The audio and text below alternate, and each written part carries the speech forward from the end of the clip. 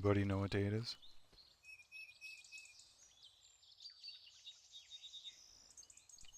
Does anybody know the time? The day and the time?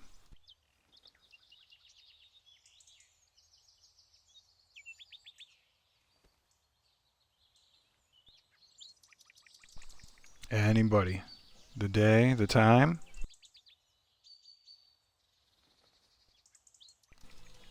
Well, clue you in. It is Friday. It is night. It is Friday night. Time for Friday Night Fight Night. Woo!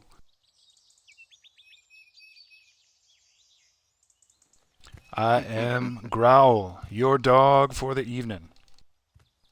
I'd like to welcome all my puppies, my kittens, my screamers, my Ippenvarg, my humans, my elves, my Shabiki friends, my gnolls, all those spooky ghosts in those different places.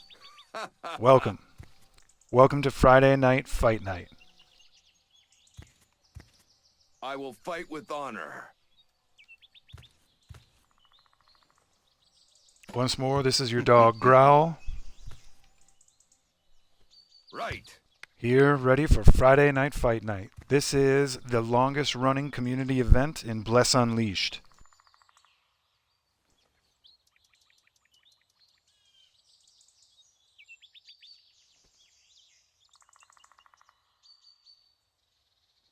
We are here overlooking the Bridge of the Six Shadows. Oh, shit. Alright, my batteries are low. I've got to take care of something.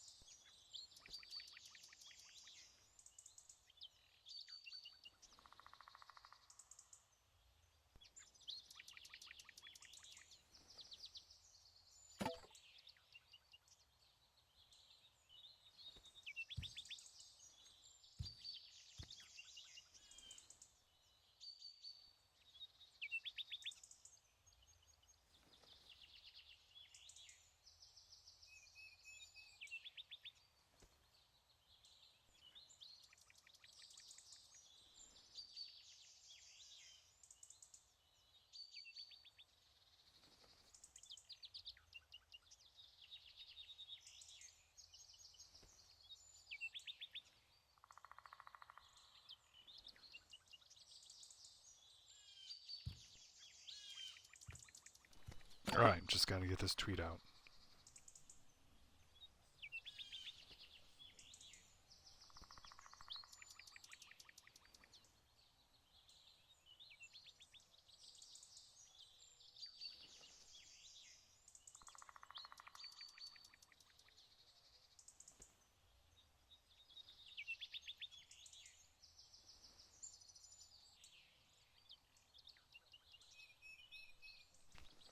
Okay, jeez. That's Varg thumbs for you. All right, folks, welcome. This is your dog Growl. This is Friday night. It is Friday night fight nights. We are here in Bjorn. You can see over my shoulder. It is the Bridge of the Six Shadows. Take a peek at the map. We're at the Woodcutter Camp. Bridge of Six Shadows. A little bit further out. Bjorn. All right. Want to welcome all my puppies, my kittens, my Vargs, elves, Ippins, Shabiki, Knowles, all the undead zombies that might be out there saying, It is Friday Night Fight Night. This is the longest running community event in Bless Unleashed. These are 1v1 head-to-head PvP duels. There are no buffs, no potions, no exploits, just two combatants, their gear, their blessing, their wits, their desire, their insert continued adjectives, times 4. They're all those things and more, folks. Let's check it out.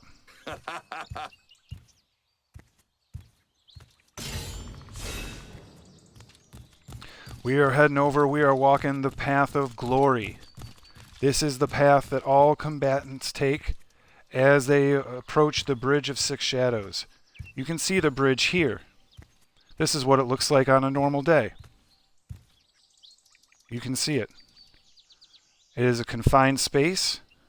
It is set up to make sure that the battles stay fair and even, making sure that the battles have boundaries, because if you go over the edge over here, you're in the drink. That's out of bounds. That's no bueno. But you can see right here the Bridge of the Six Shadows. Join us for the fun. Join us for Friday night fight night. Yes. Are you ready? Let's get old Growl up into the booth so we can check it out.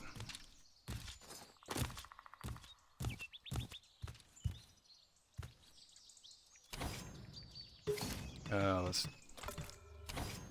need to call the elevator. Whoa. All right, here we are, folks, in the booth. We are overlooking the Bridge of the Six Shadows. I will lend you my strength. I will lend you my strength and my voice this evening, this Friday night fight night.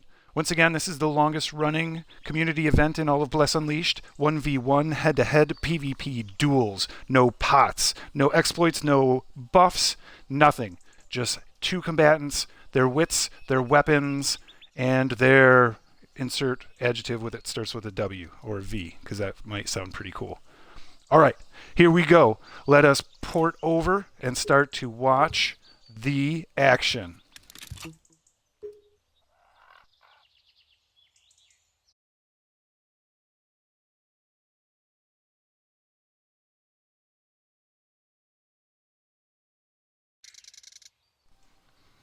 And here we are, folks.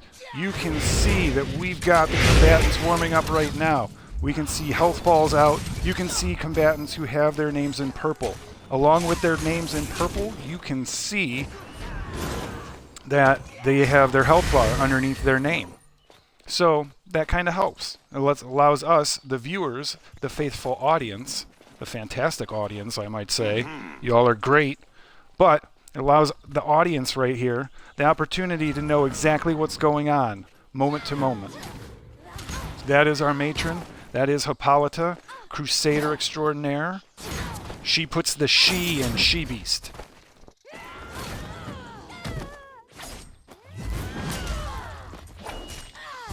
That human Crusader's got the sharpest blade and the heaviest shield. You can see the stams goes on for days. Chest armor doesn't go on for days. It's actually quite risque, but that's just a Varg talking. Not much I know about things like that.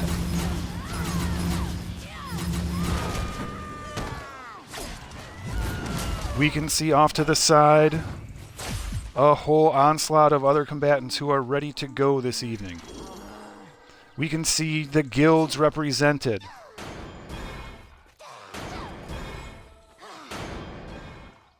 People warming up. People ready. We are approaching the time when things go live.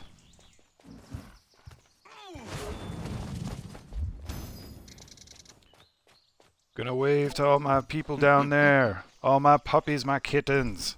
All the screamers. All the Ippins, the Varg. The elves, the humans, the Ippins. No Shamiki up in this mug. They all drinking.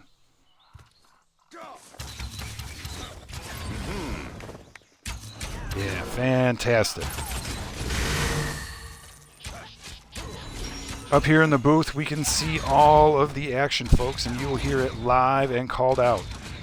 You can hear who's doing what and when, and you'll find out about it right then.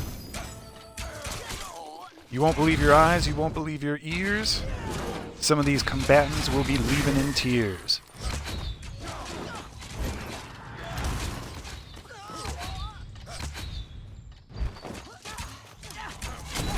Usually the booth is a little bit more full. You can see it looks a little bit empty right now. I will heed the call. Will heed the call and have my fellow Friday Night Fight Night enthusiast Kara by my side. She's not quite here right now. Oh, hey, girl. What's going on?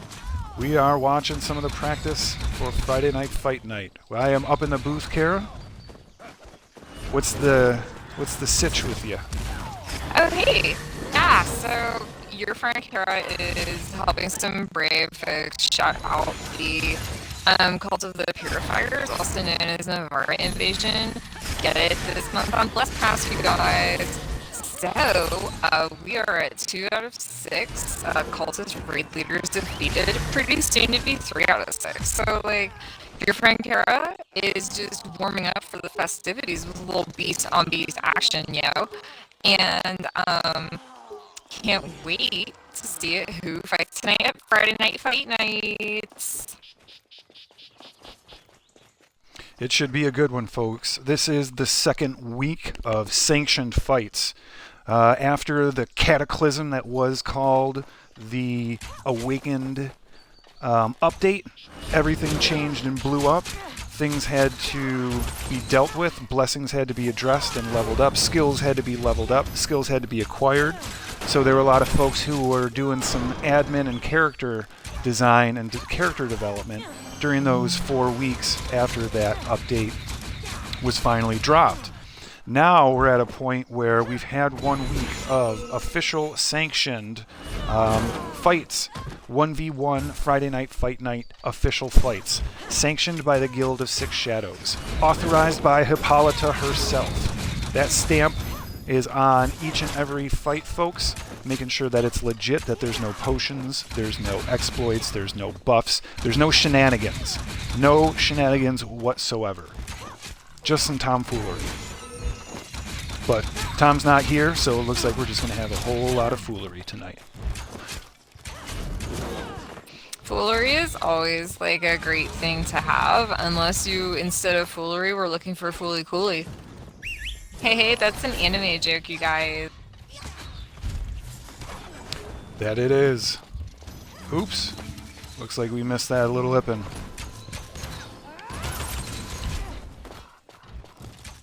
Oh, they're having some issues. Growl's going to hop down. Growl's going to take a walk through the crowd. We're going to take a slow walk, check out some of our fantastic characters, the character designs. Unimpeded with the HUD. No interface here. Just strength, valor. A lot of brave Ippins about. A lot of hungry Ippins. There's some humans, there's some Varg.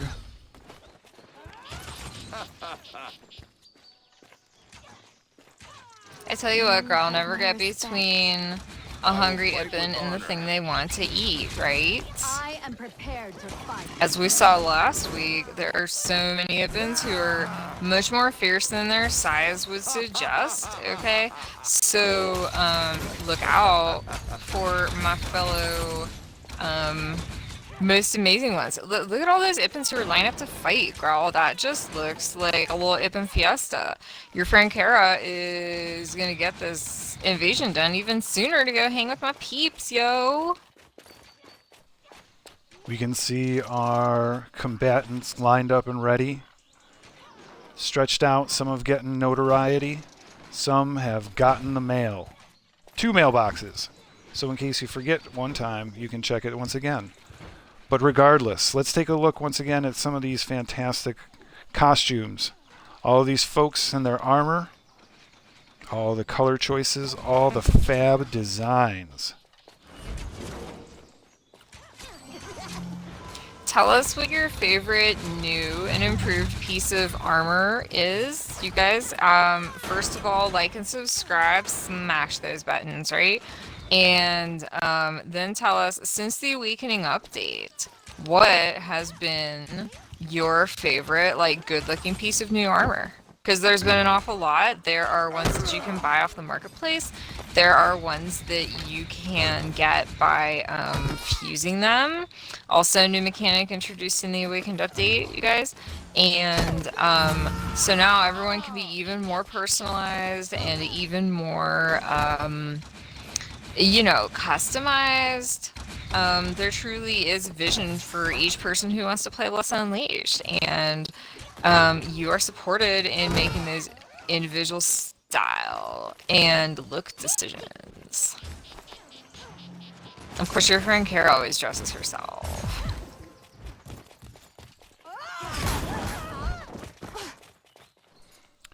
You can see that there's already some blood on the brick.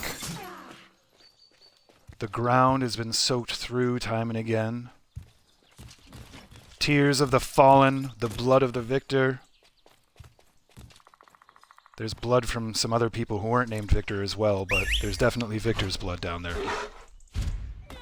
Oh, poor Victor. We hardly knew him.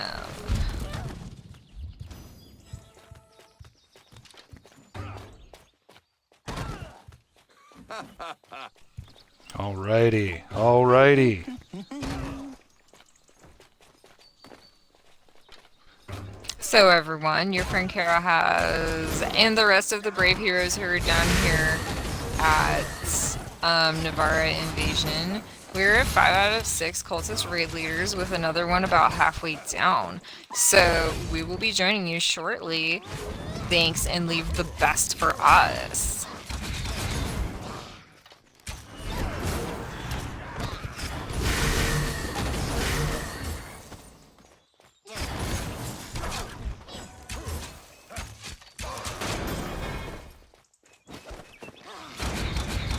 Kara, are you still working that invasion? Do you see any medicinal herbs? Well, there's always medicinal herbs, you know, Growl. Well, maybe if you find some cactus flower down by the Harpy Queen or some medicinal herbs, can you bring them up?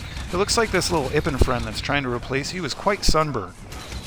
So, like, nobody can replace Kara, and as soon as you said that, the Ipan who tried to replace me vanished, as though to prove my point, you know?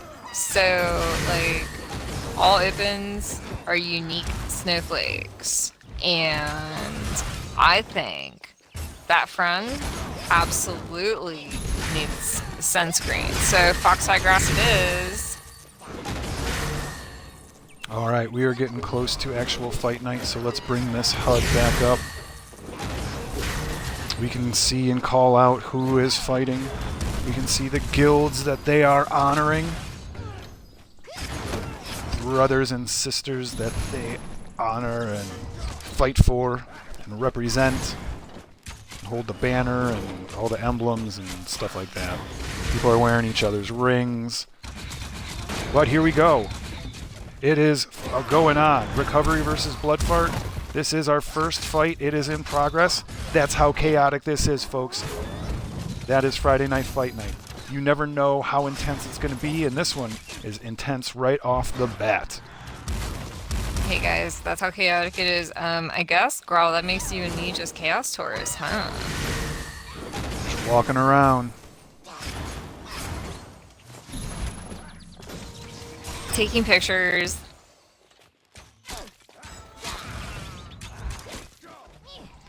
Bloodfart the human or elf ranger versus the Ippin priest extraordinaire recovery girl. Ooh, exploding arrow is able to toss that Ippin like... It's okay, you can say a salad. Yeah, Ippins don't eat a lot of salad. Oh, did she go off the edge? No, it actually looked like that, though. That was pretty crazy. That would have been an out of bounds. That would have been a TKO. But Recovery Girl is able to collect herself and is all over the Bloodfart.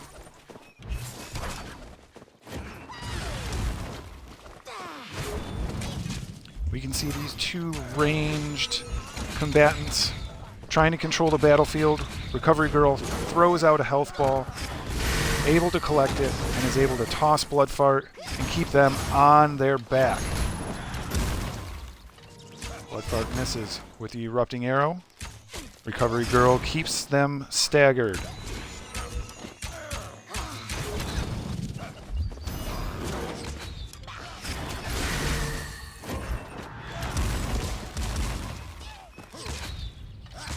RG gets tossed, but is back up into the fray.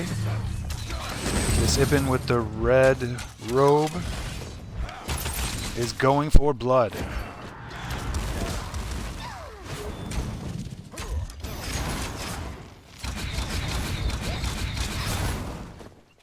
Once again, Recovery Girl is able to collect that health ball. Bloodfart is at a loss right now. We can't see their health, neither combatant has notoriety. But we can only assume that Bloodfart has had some health loss, and Recovery Girl is sitting not too bad based on those health balls. Yeah, friendly reminder, you guys always, if you can, bring Noto. And hey, if you want Growl or Kara to beat you into a no-toed state, then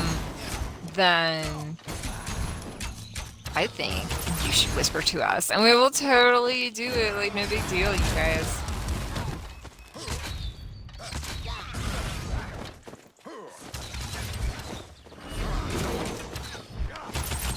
And they keep going. Oh, and Bloodfart is able to come out with it.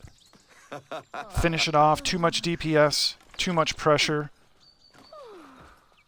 Recovery Girl ended up succumbing to the wounds. Very good. Very good. Hey, yeah, girl, that was a dramatic victory by Bloodfart. Hey, Recovery Girl, you are doing the best. By the way, very clever the way you put together your title and your guild name. The Great Combat Medic, Recovery Girl. Very smooth. Hey guys, what are some of your favorite ways to combine guild titles and titles? Right now we have, as you're writing those comments in, Sir Dabs, as well as our friend, the star, the very Katniss Everdeen of the Birds of Shadows, Ravina, who we also call Raven.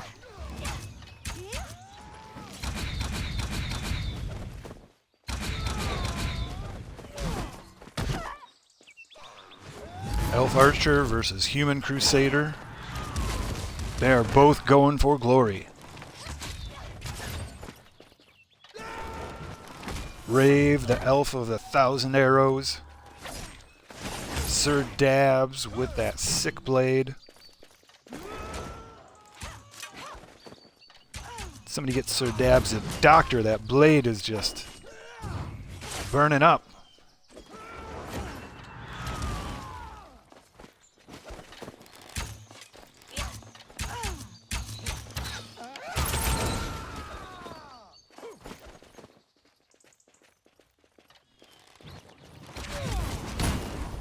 We can see Sir Dabs has taken a little bit of health, but it looks like as a Crusader, as they crit, they're able to regenerate some health.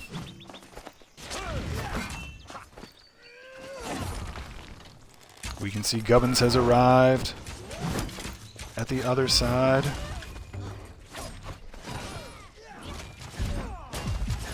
Oh, and Rave goes down. Sir Davs with the victory. Yes. Hello, Toasty.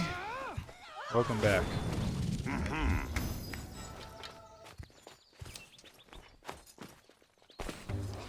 Do I look familiar? Hello, Kara. Join me up in the booth when you can. Right, I need to wake up my Triceratops. All right, fight number 3, Yuntoni versus Nora.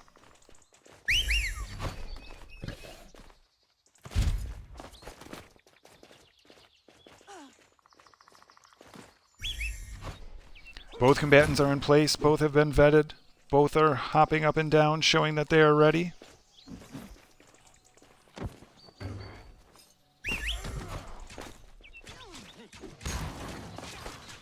And they're off. Mage on mage action. Oh, no, this is mage versus priest, my bad.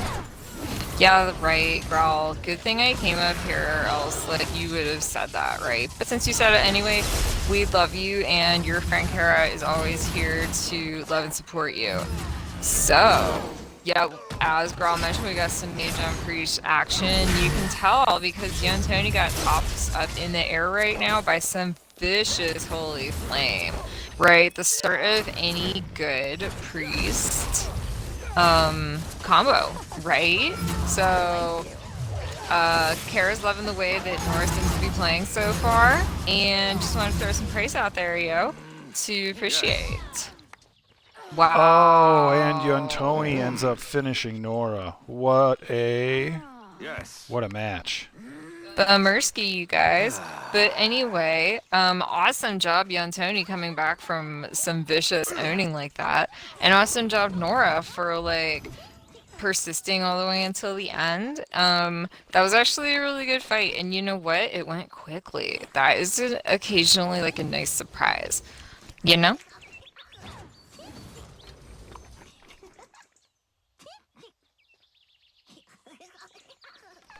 All right, Tony with the victory.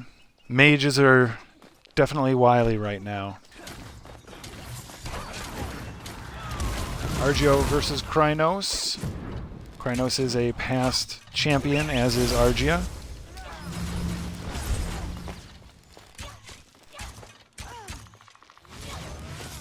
You know, girl, one of the things I like most about Friday Night Fight Night is that not just is this a great place to view up-and-coming talent at any levels, this is also a great place to reunite with old favorites and with folks who just honestly have put on a good show, like, since the very beginning. Okay, as this is the longest-running community event in Bless Unleashed, we do want to recognize those past champions and those ones who came before and those who serve as a mentor now. So, girl, one of the things I like is it's kind of intergenerational and welcoming to pretty much everyone.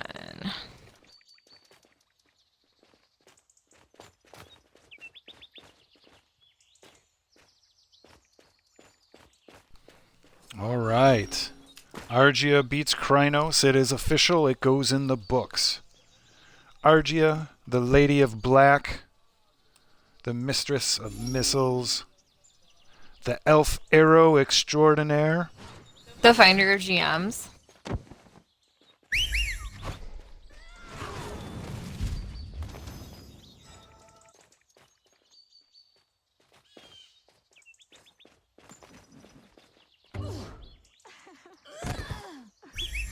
Looks like Sir Razzle from the Six Shadows Guild versus Ilaria. Our loyal viewers may remember Sir Razzle from his bomb performance last week. And by bomb, I do not mean that he bombed. I mean that it was, I don't know, bomb like a Lambo parked on the block looking like a snack. Uh-huh.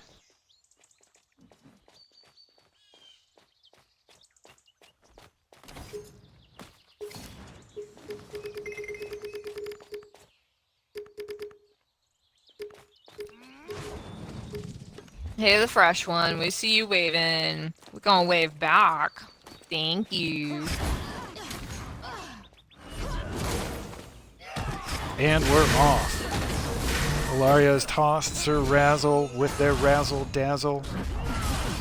The Ibn of 100 stomachs.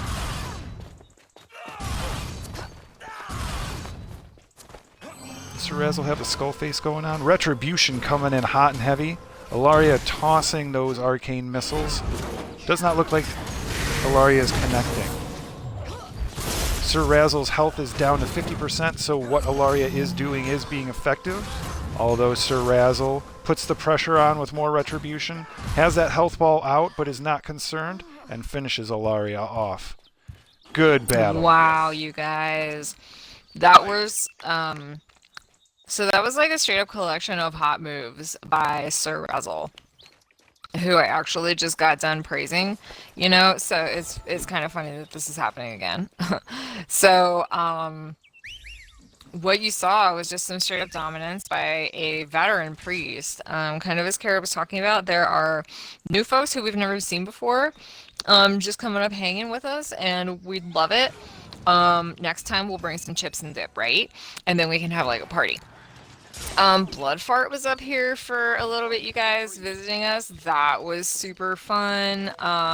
Always good to see like a full veteran just like hanging out, like, you know, King Bloodfart or something, or like Bloodfart the Great.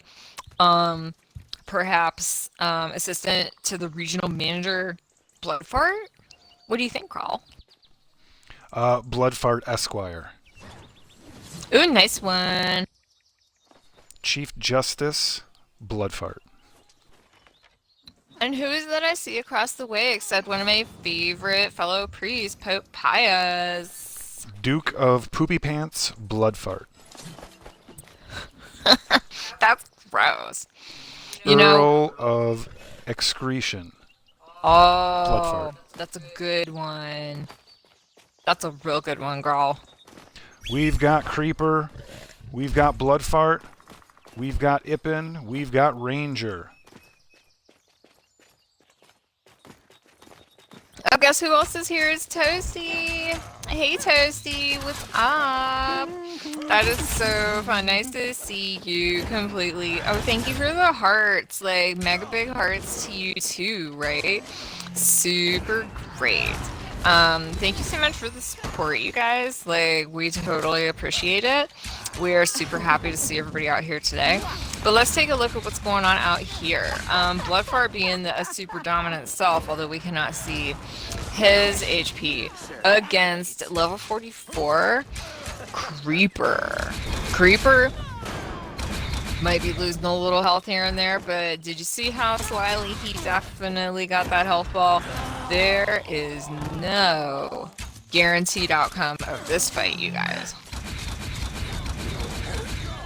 Bloodfart keeps the pressure on. That Ippin is getting twisted like a wet towel. Oh, they're getting to the out of bounds region. The void is going to consume them.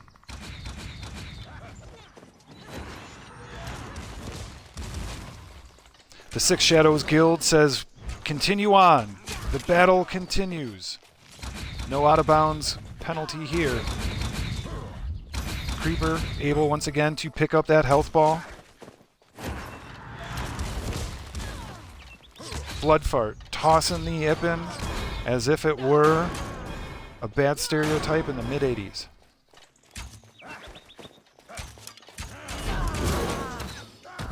You know, Ippin tossing used to be a sport. Those were dark days. What's funny is because Ippins are all squishy, they bounce really good. Or so I've heard. Or so I've seen when, you know, Ippins go flying when, you know. So yeah, retribution is totally being used a whole lot, you guys. Like, It seems as though from the previous days of Retribution, and Kara has mentioned this in the past, it seems as though like Retribution used to be like, I guess I'll use it because I have multiple targets, and now it seems like a genuine offensive tool. So Growl, one of my favorite things about the Awakened update, which okay is not perfect for sure, you guys, but you actually get to totally build like your own skill sets and everything.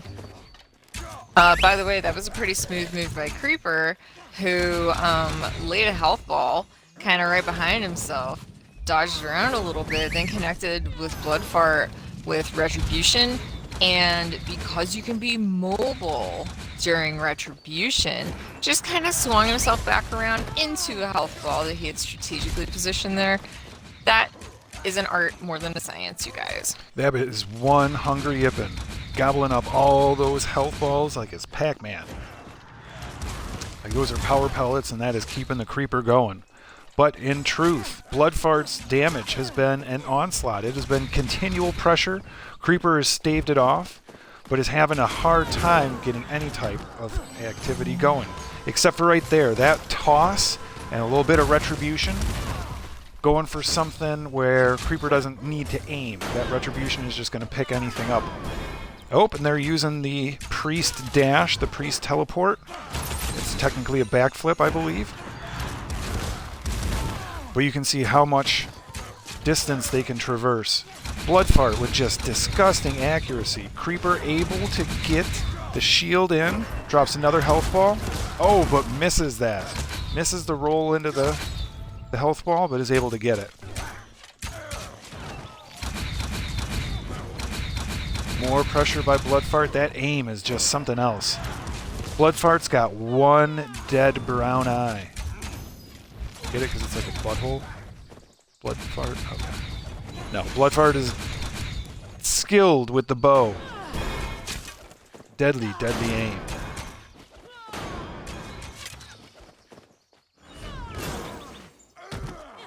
Wow, you guys. So Creeper working that shield, working that retribution. Seems like they might need to get a healing sphere out there. Yup. Good call, Creeper. Just grab it up whenever you need it. Creeper's taking a licking and keep on ticking. But for how long? This is a test of endurance, you guys, and Bloodfart seems all too happy to show us what he can do. Almost getting caught in the corners of the Bridge of the Six Shadows. The fight continues. More shields, more stamina, more health balls. This Ippin has got a lot of fight.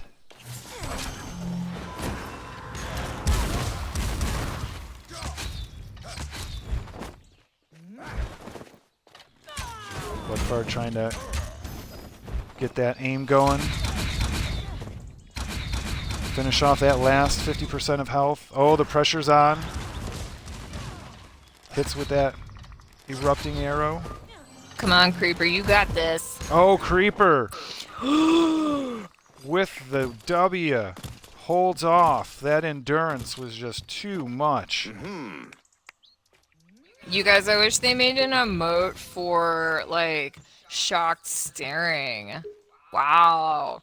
Who'd have thought it would be Retribution that would do the fatal blow? Wow. Now Kara has seen everything. Wow. Yep. I think people, since the update, are going with Retribution because it's a guaranteed hit. There's no aiming to it, you know? So all you have to do is, you know, kind of slow your pace down, and you're going to be sucking that life out of that person with that holy energy. So no need to aim with the Retribution. And we've got Ranger versus Priest, Pope Pius of the Six Shadows, the Randinator who was leading a World Boss run earlier today.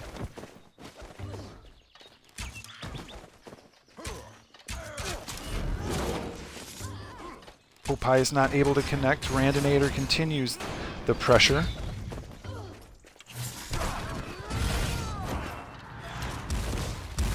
Pope Pius a little bit short with the blades.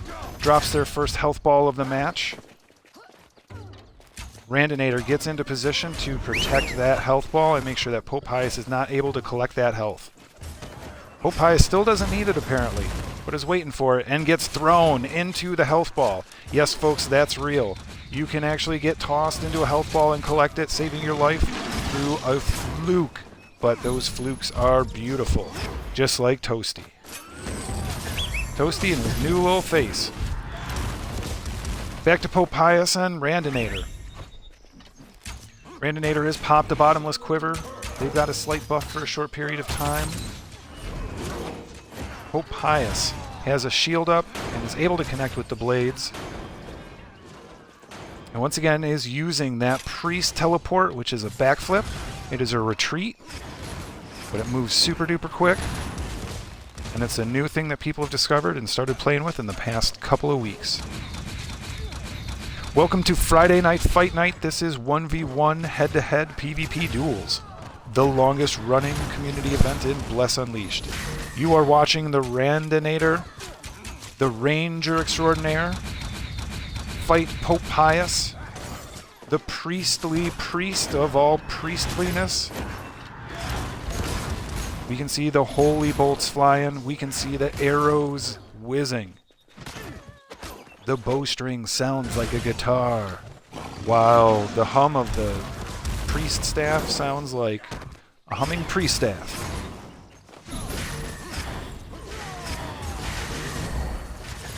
Pope Pius hoping to connect with these smites and bringing down Savage Randinator. Is there a pro wrestler who reminds you of Pope Pius?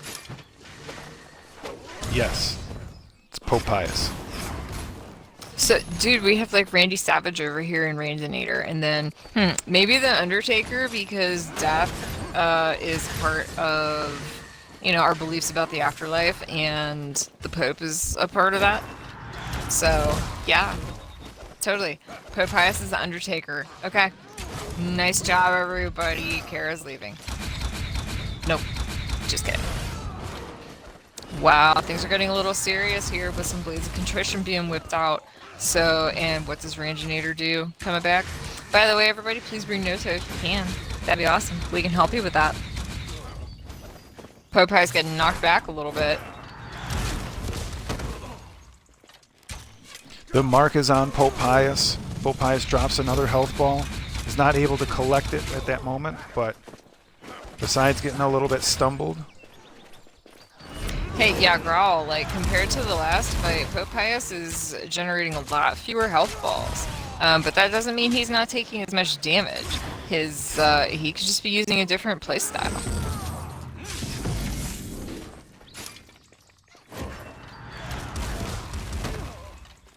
Randinator is able to get Pope Pius off his feet again. Pope Pius uses the Priest Blink.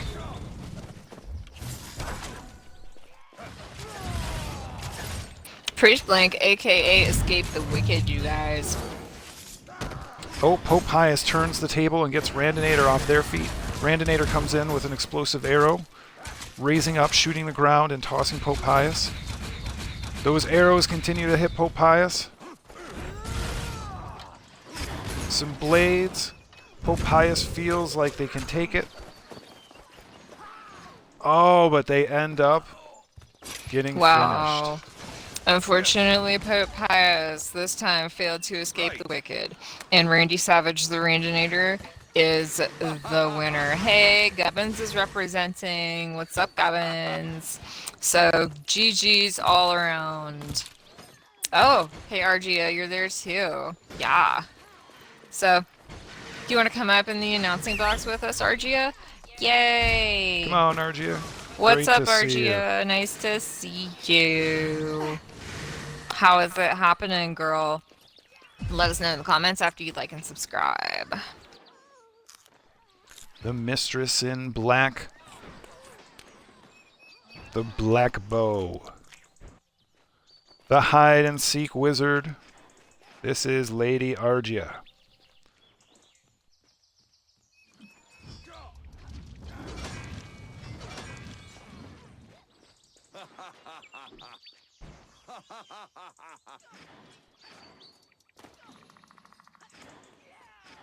Alright, waiting for the next fight.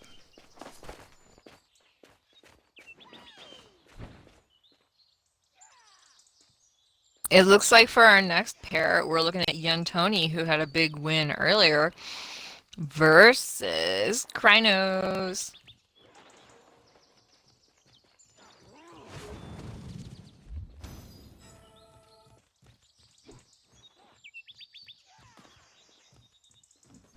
Argia up here silently studying the competition, taking it all in, planning the next moves. Tony, ready, waiting in the corner that is the Tony corner. Who do we got on Crinos? That's who we're waiting on. Europe, that's a big Europe.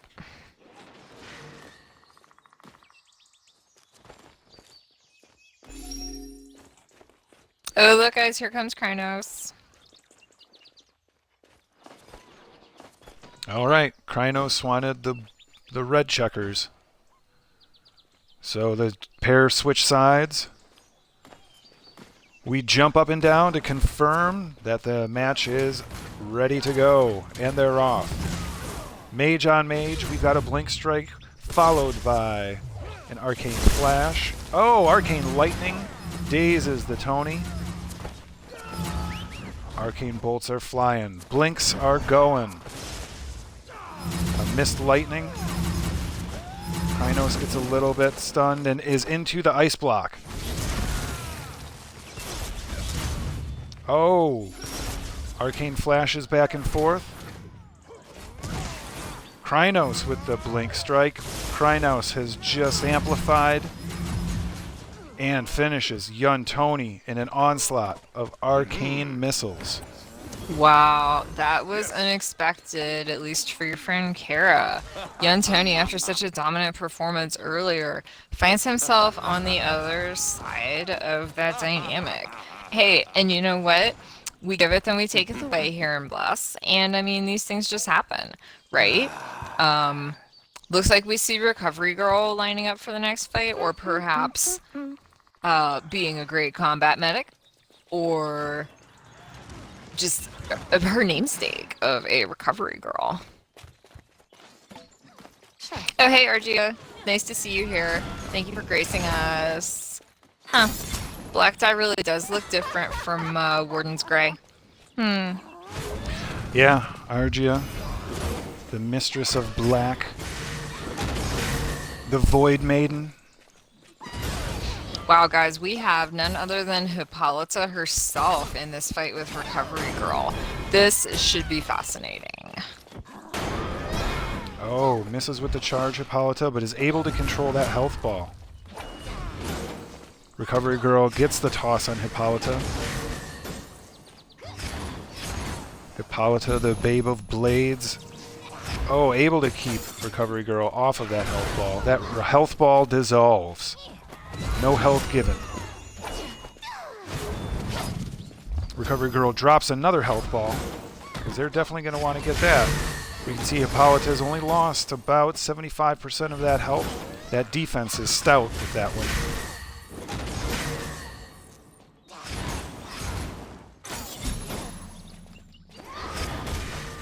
Hippolyta connects on the charge. Recovery flops flatter than a flapjack.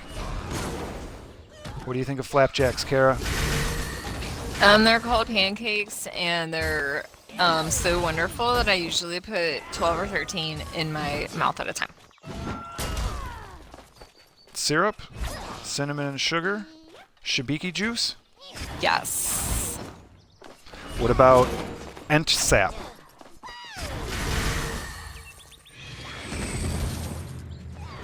Like ent, like those big trees, like the Green Warden goo. Oh, right. We have those for Dread Knight, don't we?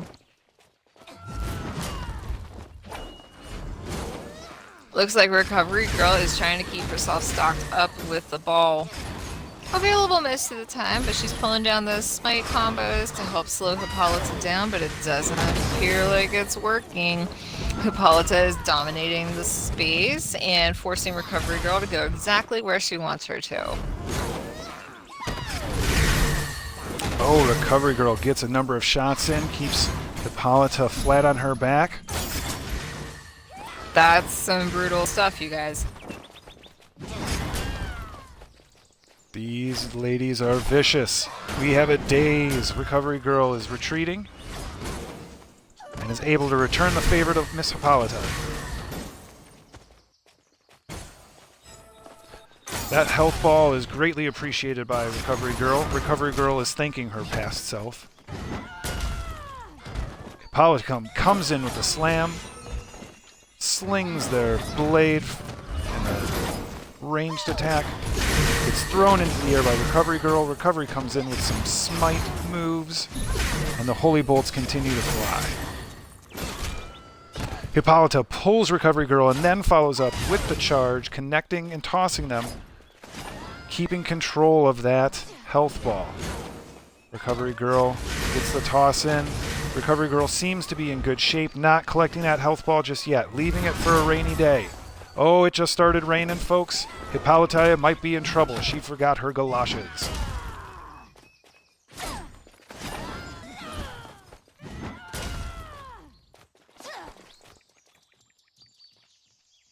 Hippolyta with a big comeback there with the stun. And what seems to be going on? There might have been a freeze. Yes. I'm not quite sure.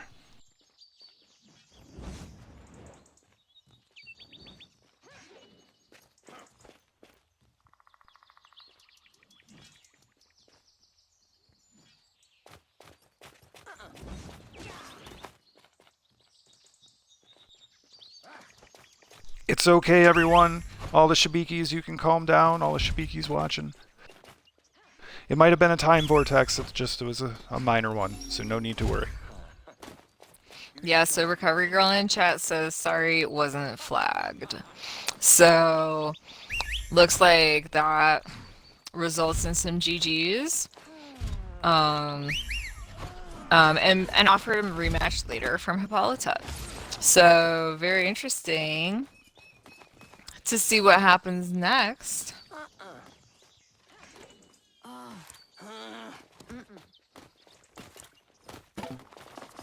Looks like Hippolyta officially wins this one for the moment, you guys, but we'll see what happens later.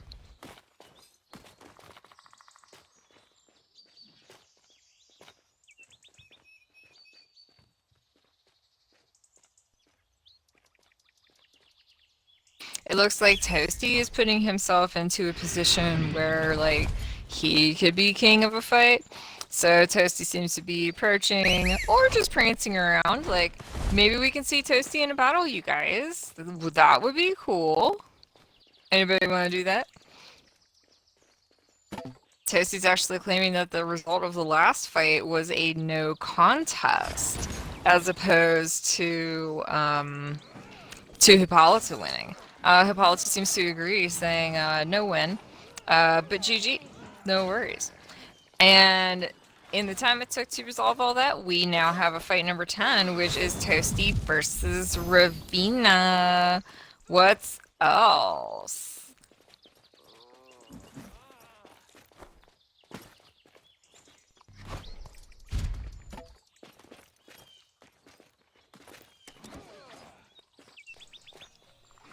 All right. Argia steps up to the plate, always ready at a moment's notice, that one. The Vixen of the Void, ready to go. Oh. Who do we have going? The match number 10 is Toasty Toasty versus Raven. Ravina. Okay. Oh, but I guess Tony's going to step in and take it. Let's see what that Ibn Priest has to say about things. He's got a whole bunch of smites, contrition, and lots of stuff. Toasty has 2 Ys. The second Y is for yummy. Does that mean Young Tony is in trouble? Or is it going to even out because there are 2 Ys versus 2 Ys? If there are 2 Ys and 2 other Ys, is that 4 Ys? Oh! You know who's wise? Young Tony taking out Toasty. All those Ys win. What a good match. Young Tony has come to battle tonight. Right. Yes.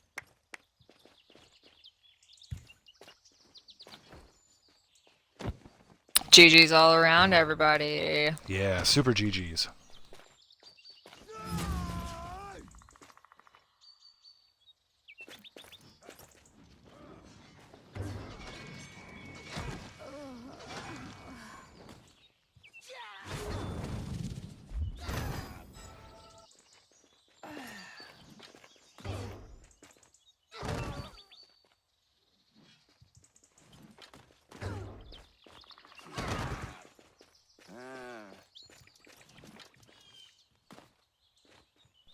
It is Sir Dabs versus Ilaria. Crusader versus Mage. Ilaria is down. Ilaria blinks out. Starts with the onslaught.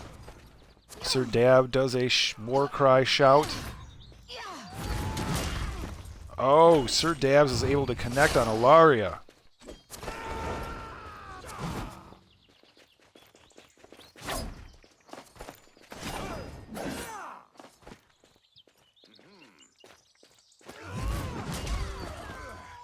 Sir Dabs goes flying into the crowd, taking out the audience, and finishing Ilaria in one foul swoop. Yes. Can't tell if we've got a raider here, or if someone's just okay.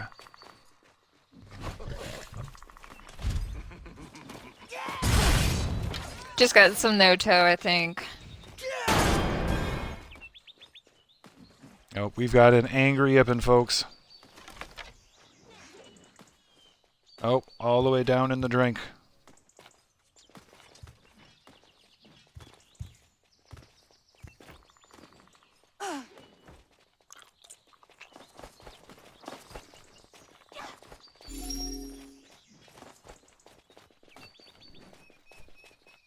Those are some crazy little emotes people have.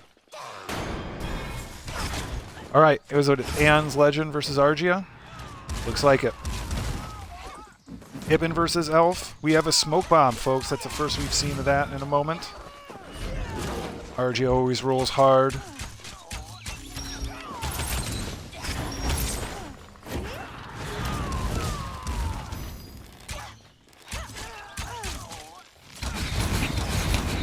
That's right, you guys. Eon's Legend is gracing us with their presence, and Argia is over there just working the heck out of some stuff, right?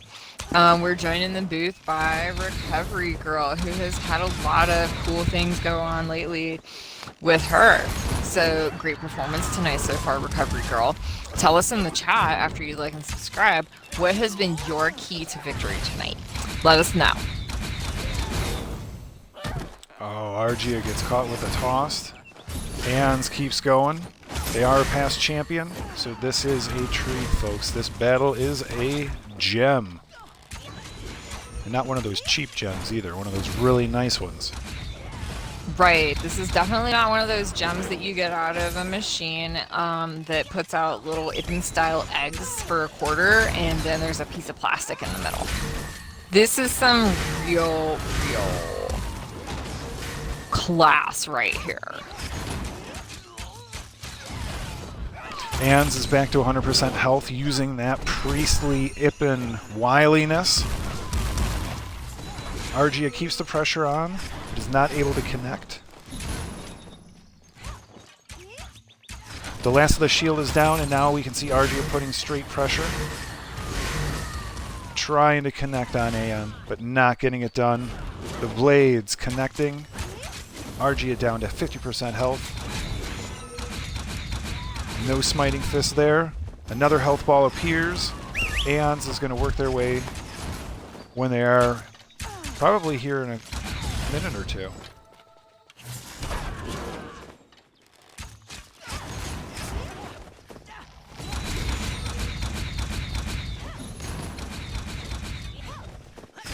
Oh, that shield's getting burned down.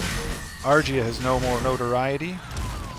She's fought so long and so hard, she is no-toed out. Wow, you guys, this is like Ippen Central all over the place. Time to celebrate. You know what? Maybe we should have an Ippen Pride Month, girl. And then after that, it can be Varg Pride Month, and then it can be Human Pride Month, and then we can have like Desert Off too, and oh, and then the party month would be like, and this has to be the nicest month to be outside, Shibiki Pride Month. It's always Shibiki Pride Month. Do you see them walking around with like no shirts? I see one just walking around with like a squeaky pool toy. A little duck around their waist.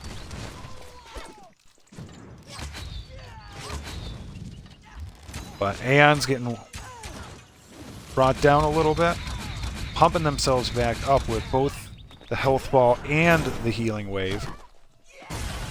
And jumping back in with a sick combo of Holy Flame and Blades of Contrition. So what you gonna do now, Argia? Seems like Ian's Legend is having to run and dodge quite a bit, while Argia seems to be the one controlling the movement on the floor. Yep, but this is a game of endurance now, because Argia is just laying the pressure on, but not able to get anywhere because there's too many health balls, too many healing waves, too many shields. So Aeon's is essentially just a damage sponge at this point.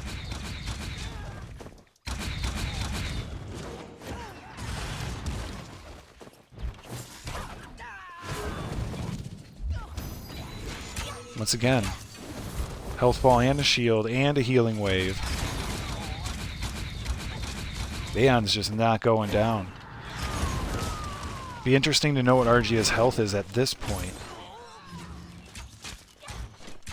In the words of Bloodfart earlier, wasn't sure what to do against 5 orbs, lol. Yeah.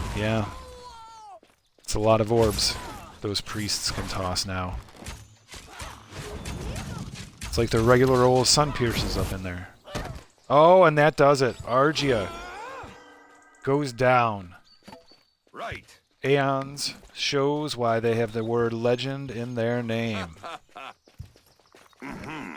GG's in all directions, including from inside of us to all involved. That was a pleasure to watch, Growl. That was a privilege.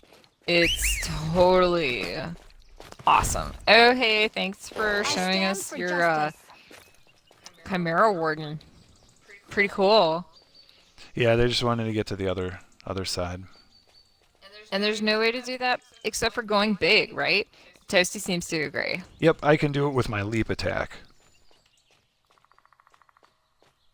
Who do we have next? Wow. Aeons. Excuse me, Aeons has 20,000 health. Eisenstein versus Bloodfart.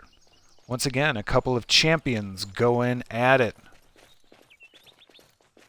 We have Crusader, we have Ranger. We have 2 tall drinks of water.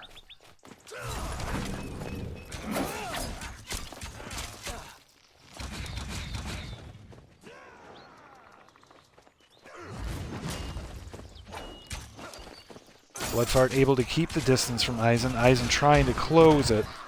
Eisenstein goes flying into the crowd. The crowd is dazed, but enjoys it.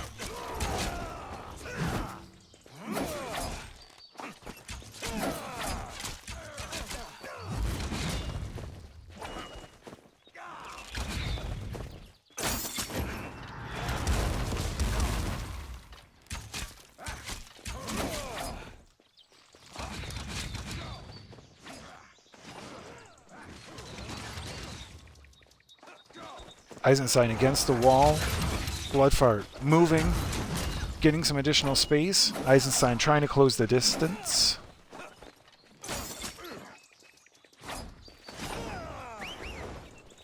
Bloodfart continuing to just get that distance, get some space. Tosses the Stein into the ground. Once again, Eisenstein against the wall.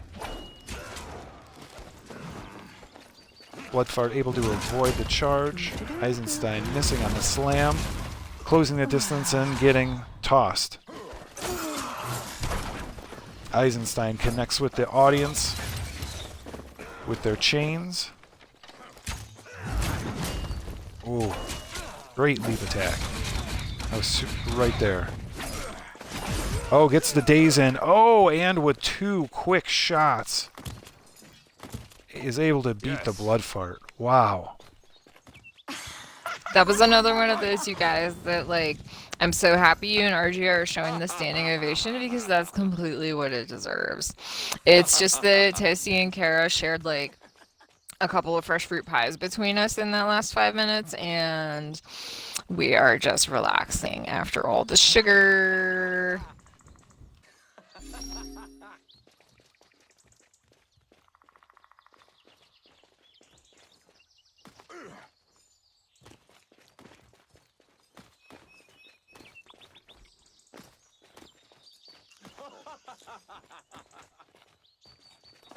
So, Kara, great afternoon, great evening for a fight night, huh?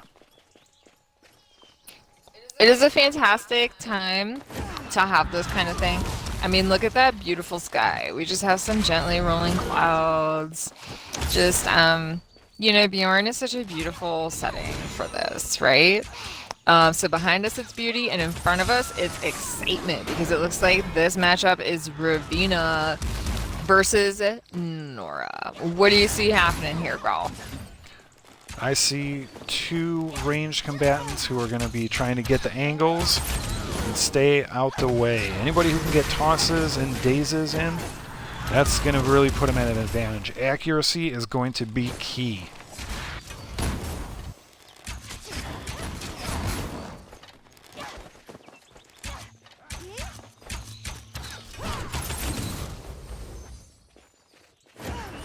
Nora using the healing wave, getting some of that health back from that powerful stings of Raven's arrows.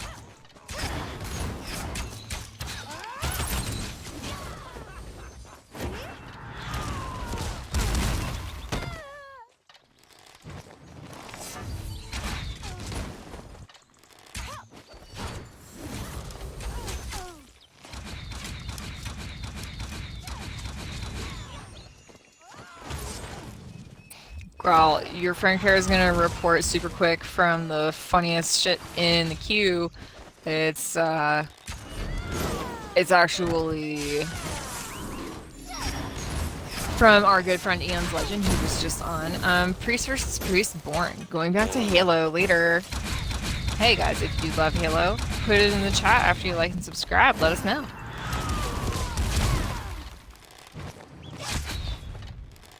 Oh, Raven able to get Nora on her back, but not able to capitalize too far off of it. Nora is going to make the Raven pay. Oh, looks like Raven is able to activate No-Toe, so we can see right where she's at. The archer continues to sling the arrows. Another healing wave from Nora, the priest.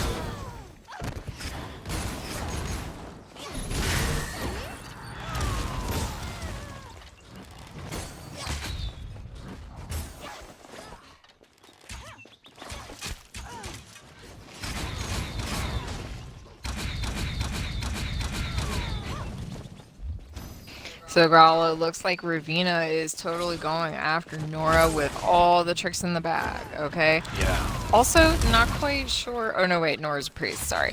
Thought we were working with, like, some mage action here, sorry. I think it's the way that Nora is, like, so elegant and holds the staff. So, maybe think a little mage-ish, but, you know, that's no insult. Grawl, if you were to reroll yourself, would you ever become a mage? Potentially, yeah. Range seems very different than how Growl has to play. Yeah, so I have a friend who's a mage and she loves it. I think everybody should like have an extra mage hanging around. And in the meantime, you guys, this is becoming quite a battle. Ravina is a little more, she's got just a little more than half health left.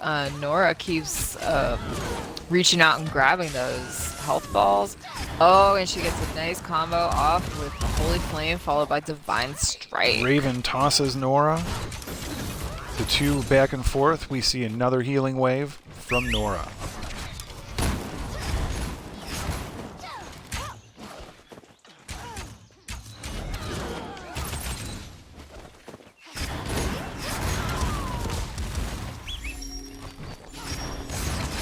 These ladies are laying out the licks. Smacking each other back and forth.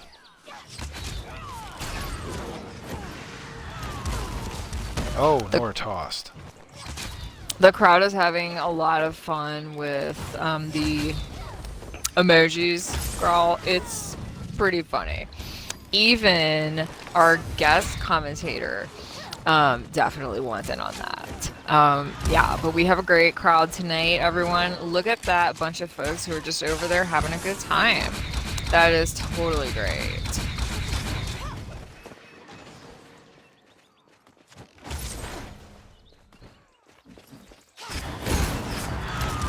Oh, it's getting a little bit lower for Ravina, you guys.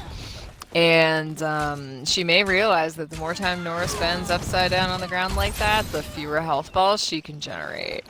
But, oh, Ravina just letting her walk into it. Where's the defense, you guys? Oh, Nora tossing the Raven. Raven is out of Noto once again. Started out of Noto, going back to it. Generated some Noto. Now this is more suspenseful. We know that Nora continues to up that health. Raven looking for a killer shot. Trying to charge up one of those arrows. Able to get Nora onto the ground. Getting aggressive, Raven is. Putting pressure on.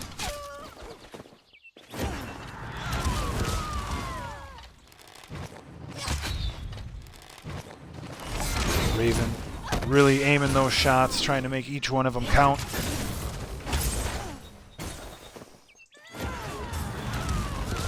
Oh goodness. Another health ball on the field. Raven trying to defend that, preventing Nora from getting that health ball, getting that health back up. Oh! Nora picking up the health ball. You know she's got the extra health now.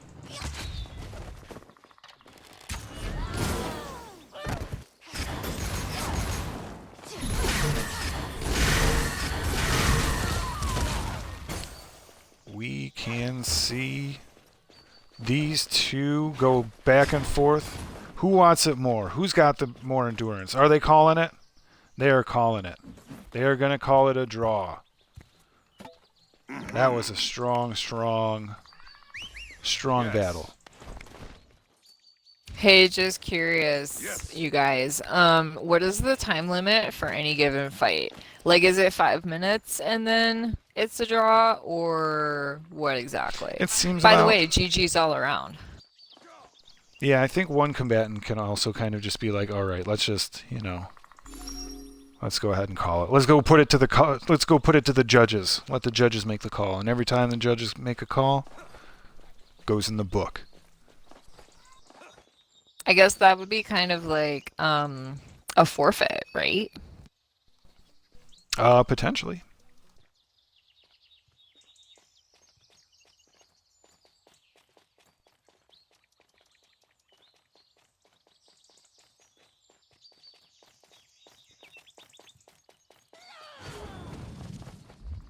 Kara is going to run an errand, you guys, but we will be right back after these messages and for an exclusive interview with Camu.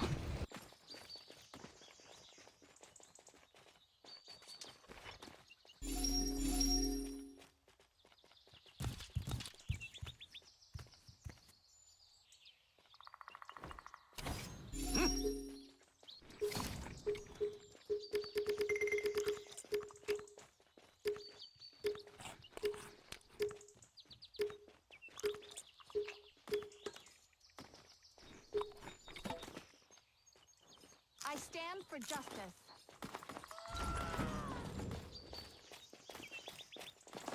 Alright, we are back once again.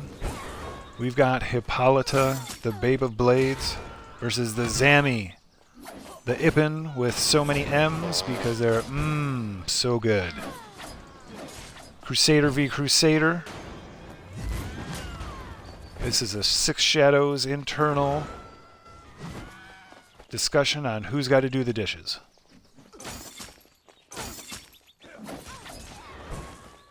Ooh. Trying to get those charges in.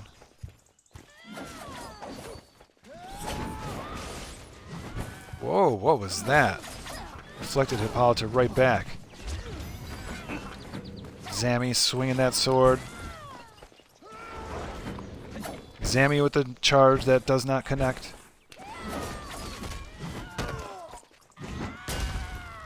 Oh, Hippolyta gets that. Slam in. These Crusaders just running. Using all of the Bridge of the Six Shadows.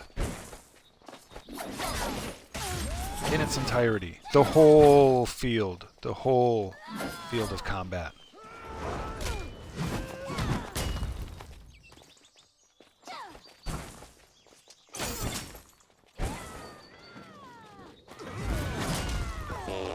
Oh, Sammy gets dazed.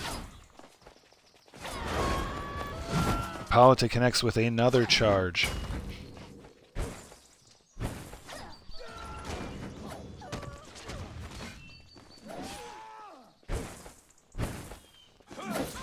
The Ippin scoots away.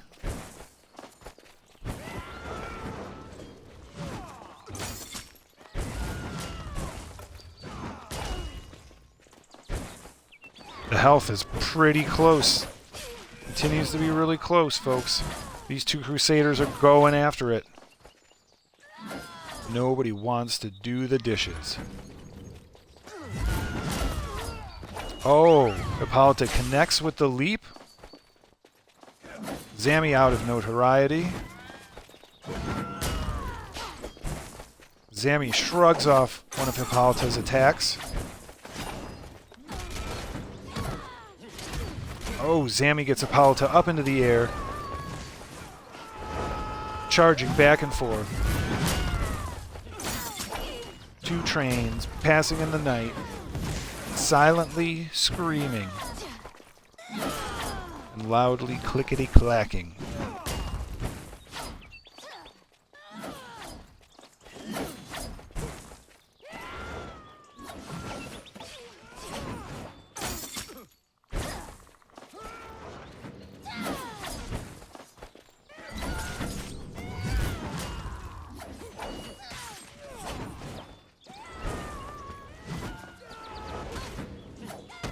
Ooh, Sammy getting Hippolyta up in the air. Not able to capitalize on that. Sammy's got a lot of stamina. Just zipping around there. Sprinting. Dodging.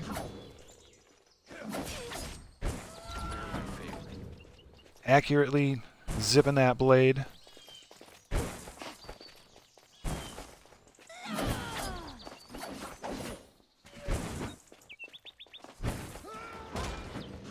Oh, Sammy gets Hippolyta again up into the air. This time looks like closer to capitalizing, but not taking those big chunks of health off. Not those big bites. Tiny little nibbles.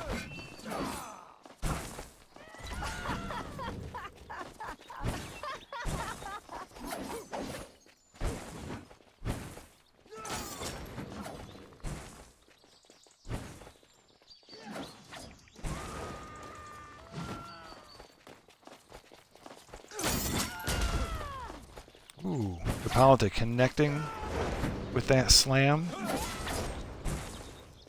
Shrugging off a couple of Sammy blades.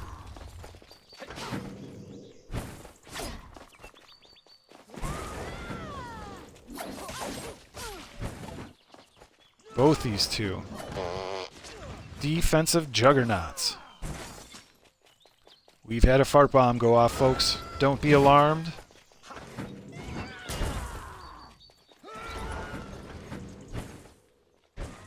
These 6 shadows Crusaders, I'll tell you what. Full of guts, full of moxie.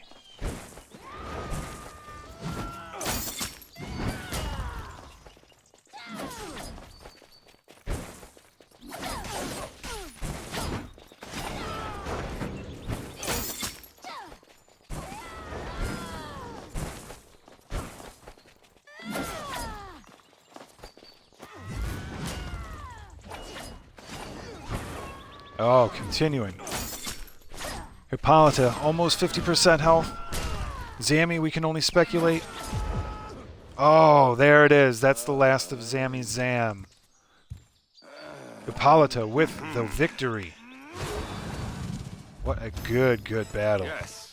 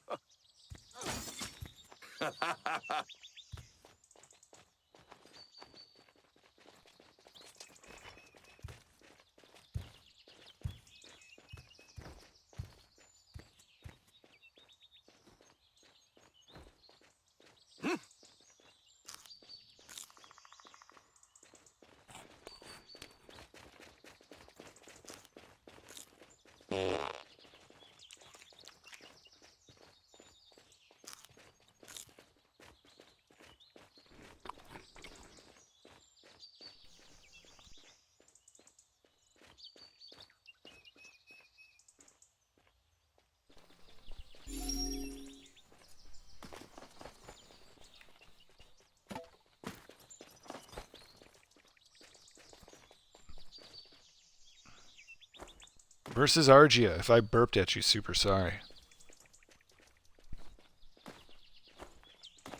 This will be a good one. Elf on elf action.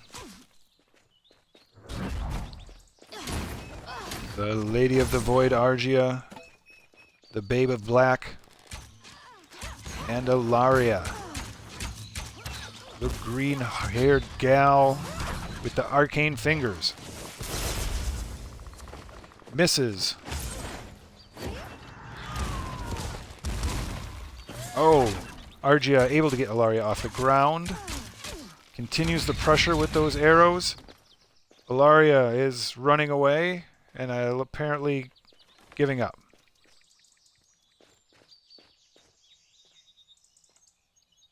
Okay.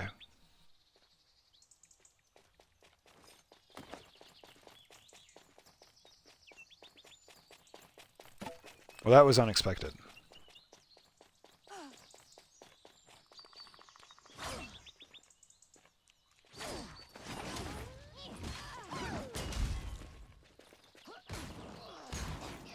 All right, Argia versus Eisenstein, or...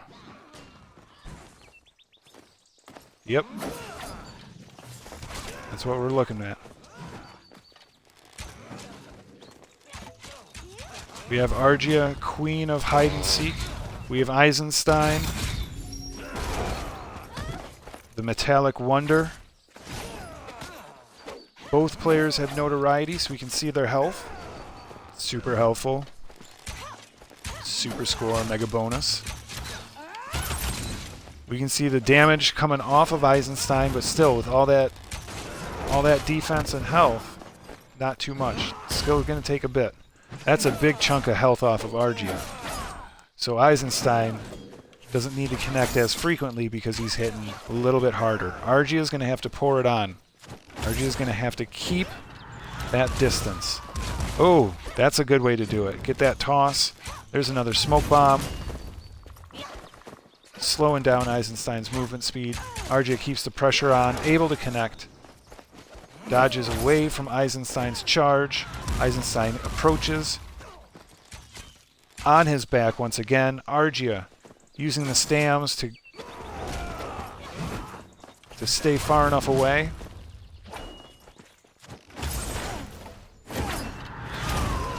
Eisenstein connecting, getting in close.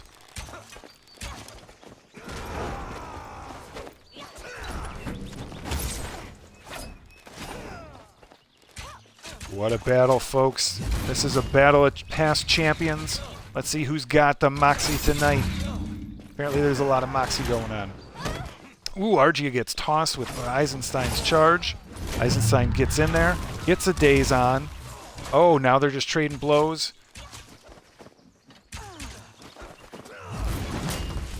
Eisenstein tries to finish it off with a leap. Not able to connect. Argia trying to get some shots in from afar. Eisenstein missing with the chain pull. Oh, this is close. Argia is out of notoriety. We don't know how far she is. Who's going to get the next shots? Is this it? Oh, one last hit. This is going to be so close. Can Argia finish it, or is Eisenstein going to maintain the wizardry of Crusadership? Oh, Argia able to stare Eisenstein down as he was coming in for the kill shot. Argia with the victory. That's what happens when you know how to make black dye. You become a part of the void. You become one with the night.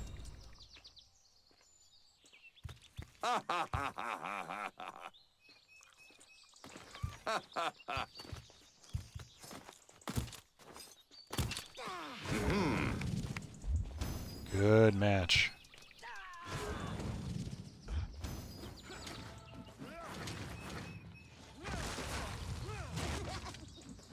If I had to pick favorites.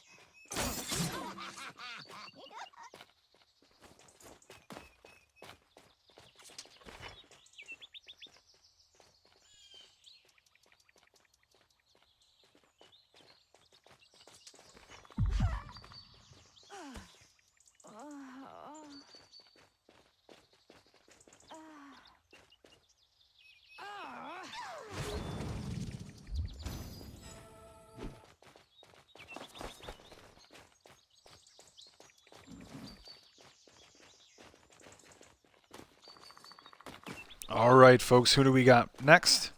Toasty versus Crinos. Majon Mage. Nope, excuse me. Majon Priest. Ippen v Human.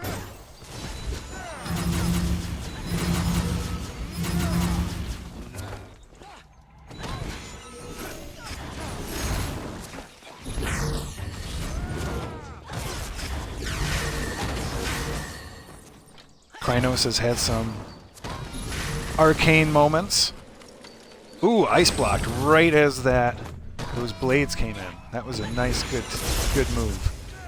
Crinos not able to connect with the lightning, spewing out fireballs. Toasty knocks Crinos down, able to keep the connection going. Crinos has the arcane flash.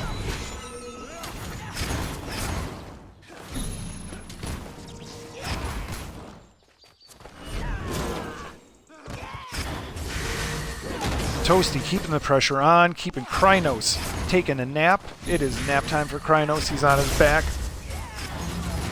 Crinos extending out with that arcane lightning, connecting with those arcane bolts, those magic missiles. Toasty gobbles up that health ball and once again knocks Crinos down. That 1-2 combination is going to be the key to Toasty. Oh, another ice block. Crinos using all of the tools at his disposal. Connecting with those arcane bolts. Missing with the arcane flash. Toasty once again connecting. Crinos' blink. Gets him out of the harm's way. Toasty needing the health ball. Oh, Toasty not able to collect the health ball. Crinos able to take the victory, snatch it out of a baby's hand, and eat that candy right in front of said baby, making the baby cry even more. Not saying that Toasty is a baby, but it's like taking babies from candy.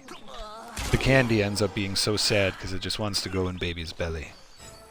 Hey girl, I just came back because I thought I heard a story about sad candy, and because Kara is finished running errands in other parts of Physera. In fact, you know, we are super close to a place called Arjuna Village, or as Kara likes to refer to it, Seattle, because it has lots of hills, and it's right on the water in a wooded area, right? So, which Physera city do you think would be which city in the world, you guys? Whether it's your home country, whether it's any country, let us know. Turn around for the camera, Kara. Let's do a quick rundown. This is your dog, Growl. What's up, guys? This is your girl, Kara. So nice to see you. This is Friday Night Fight Night. This is the Bridge of the Six Shadows. This is a Hippolyta promotion. This is the Six Shadows Guild presents Friday Night Fight Night 1v1 PvP Duels. Our next one is up, folks. It is the Randinator, the Ranger Extreme, the RR, the Railroad with the Bow versus Recovery Girl. Railroad, Roadrunner, Recovery Girl, Randy Savage, like everything, you guys. So this is a, hey, where's Ravina? As long as this is going to be an R party, then it should totally be her party. Yeah, I'm down with it. Randinator keeping that pressure on. Recovery Girl using those blades.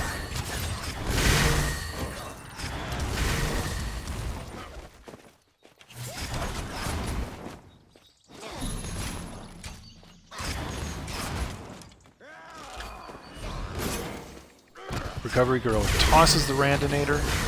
Randinator on his back due to that combo. That is a killer combo for priests. Randinator slinging those arrows, controlling the battlefield, trying to keep Recovery Girl off of that health ball. Recovery Girl doesn't quite need it just yet. Randinator able to connect, tossing Recovery Girl. RG shields up. Randinator trying to get some basic shots to connect, trying to break down that shield, able to do that. Both combatants just firing as hard as they can, as much as they can. Recovery Girl able to connect and collect that health ball. Randinator keeping the pressure on. Recovery Girl just falling back. Oh, Randinator misses with the kick. And you guys, it doesn't look like Recovery Girl has any health balls sitting out, so she's gonna have to try to get one of those out there if she wants to be closer to where we need to be. Wow, this is a tough one, you guys. Lots of fast action. My little Ibn face is going back and forth, back and forth.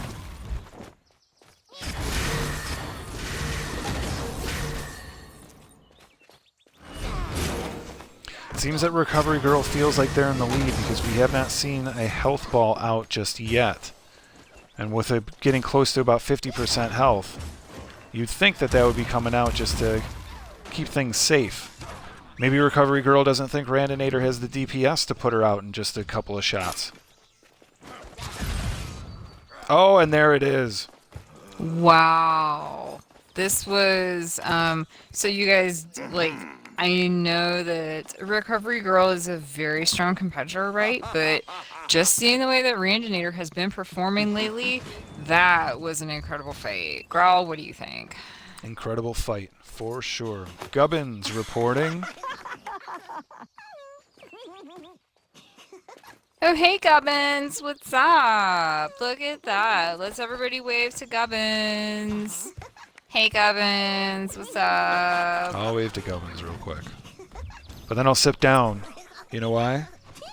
Because I'm lazy, and nothing's like a good, fine sit right on your ass. You know what's even better than a sit? Is a praise dance. Kara's got to praise you like I should. Yeah, you guys, like, we are just about to have the next fight here on Friday Night Fights. It is a special occasion. It is time for everybody to let loose, like, hang out. Look at that great crowd, and look at all these comments. Look how engaged. Like, great job, you guys. Like, this is just so much fun. Like, Kara can't imagine Friday night without you guys. Oh, and check it out. Hippolyta just threw out our next exciting match. It's Argia versus Bloodfart. Ooh, this is a battle of extreme rangers. This is rangerism at its finest. This is bow frenzy. This is bow flex. This is asinine arrows. These are quivers that are not quite quivering, but they are quelling the quest for questions. That's a lot of fucking Qs right there. That's hard to do. Bloodfart, 50% health. Argia keeping the pressure on, that accuracy. These two, that's something that separates them out, is their accuracy. We don't know how Argia is doing. You can see Bloodfart keeping the pressure on, but still at about 50% health. A lot of damage, a lot of stamina going on. We can see these two sweating. We can see the ground get soaked by the sweat of their fury, the flurry in their fingers. Ooh, Bloodfart able to connect. Toss Argia. Argia trying to return the favor. Bloodfart takes a distance. This is getting kind of close, you guys, with Bloodfart. What will happen? It looks like these rangers are trading arrows as evenly as possible. Oh no, here Bloodfart, comes. can you hold on? Bloodfart takes the last arrow to the knee. Yes. Ay caramba. Great fight. Very fast-paced fight, Growl. Wouldn't you agree? Very exciting, very, like, back and forth. Like, that was super exciting. GG to all. GG to all.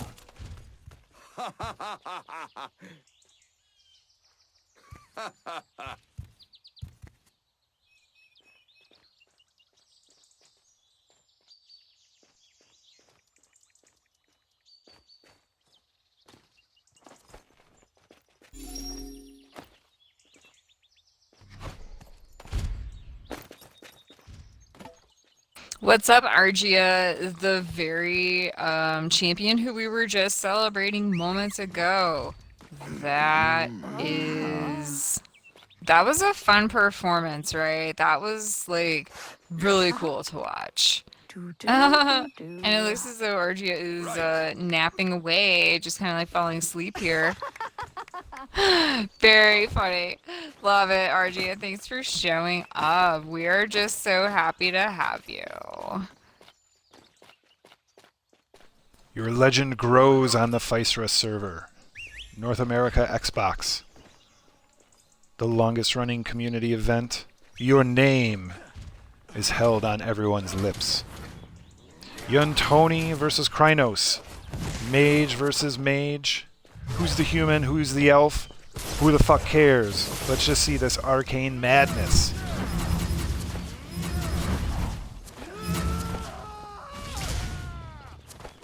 See arcane flashes going back and forth. We can see some blinks.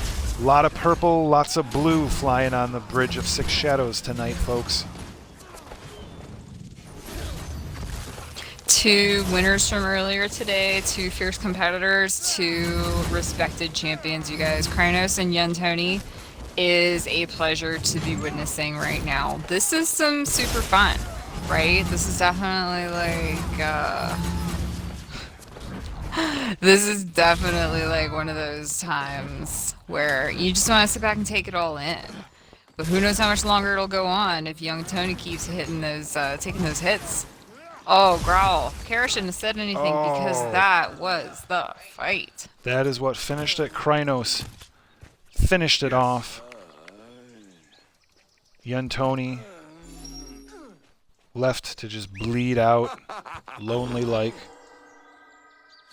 Damn, much respect though, young Tony. Like that's some sick fighting. Like nobody here's a slouch, okay? That's I mean, everyone in the crowd, everyone watching up here, everyone like wow. That was great. Oh, Crinos is claiming he was now down to 2% health, so that definitely gives you a Yeah. view of what a close match that was. Love it. Yeah, great job. What a battle. That was some fine magery. Majory indeed. And speaking of fighting, it looks like Hippolyta is hanging out. And is that Toasty down there? Looks Nah, like that's Sir Govins. Razzle. And Sir Razzle. Yep. So maybe our next fight is Hippolyta and Sir Razzle. That, oof, this is exciting, Grawl. This is really a day full of incredible matchups. Yes, We it are is. starting strong. Looks like we'll be welcoming Eisenstein up here in a moment because they just zipped through. But this is Crusader versus Priest. Once again, we can see that retribution. You don't need to aim retribution, folks. You don't need to aim retribution. It is just a leech. You're just trading your resource for taking their health away. What's more, you can still move around while you're using Retribution, so if you need that health ball, walk right over and get it. All the aggro's still going. Yes, it is.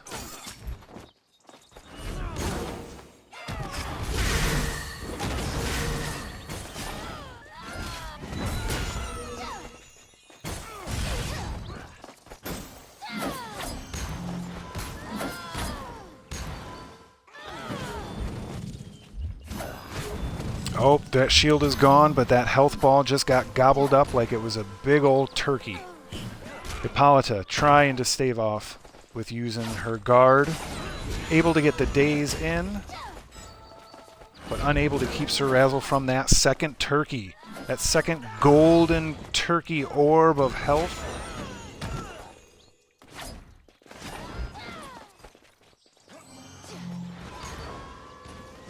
Sir Razzle goes back to the retribution. Not even thinking twice. Full health. Finishing Hippolyta. Ooh, missing with that second part of that. Almost there. Hippolyta continues the fight. Oh, but is not able to continue the fight after losing all of their health and being knocked out. What a good battle. Yes. You know, even if there's only 1% left, leave it to Hippolyta to be the one to, like, push ahead and say it ain't over till it's over, you guys. That was some heroism on Hippolyta's part and some fearlessness. What a badass. Wouldn't you agree, Eisenstein, who has just joined us in the booth? Hey, check this dude out. Hey, I didn't know Eisenstein had a beard. I guess we're never this close. Pretty crazy, huh? So Eisenstein, we're also joined by Argia, as well as your friend Kara is a little too far away. It's Camus, sorry, couldn't see it. Yeah, no need for that, Eisenstein. By the way, what's that move called, you guys? Like, It's it looks called pretty rude. dope. It's called rude. You know, girl, I think you've got it. I think.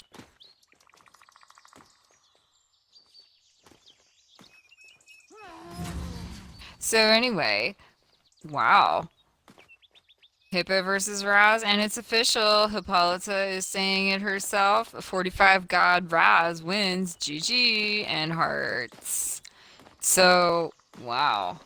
It is time for another exciting match. Looks like there are a couple people lining up. It looks like Hippolyta and Toasty are trying to figure out who is next.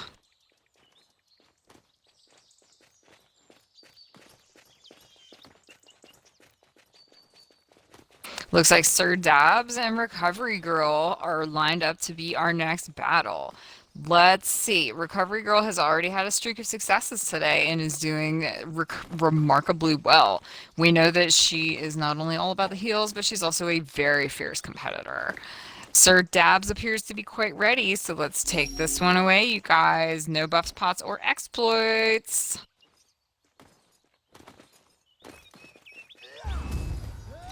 And we're off.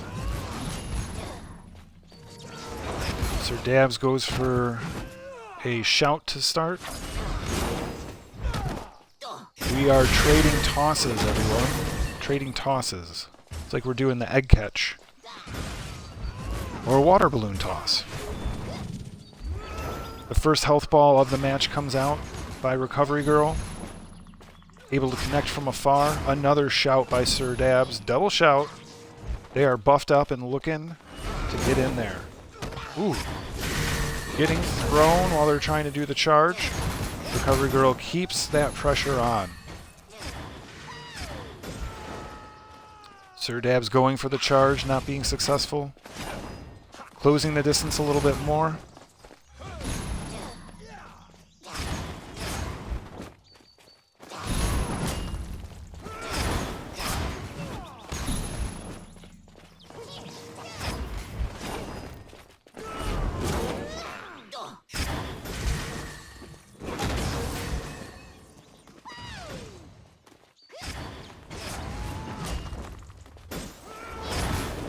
Sir Dabs not able to connect on that charge. Recovery Girl. Ooh, they just kind of traded blows. Both kind of did a double stun. Alright, we've got a new lighting scenario. That's okay, everybody. Everything is beautiful up here in Bjorn, and you know it, and I know it. Recovery Girl going for both of those health balls. Seems like she could have been down pretty low, but here comes Sir Dabs in order to try to knock her off her feet, and unfortunately it happens to him instead with that Holy Flame. Remember, guys, Holy Flame does have damage over time, so even if Sir Dabs seems to be on top, don't discount the effect of that damage over time.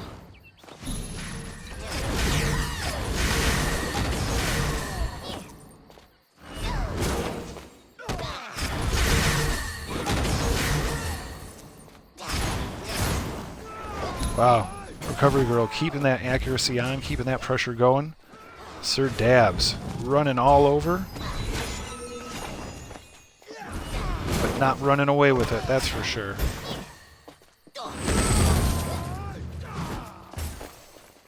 Recovery Girl is down to about 2/3 of her health remaining. There's one shield that she's got on there too.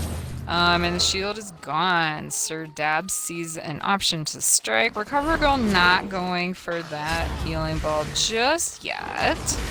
But really misses the mark with that last smite attack and opts for the healing ball.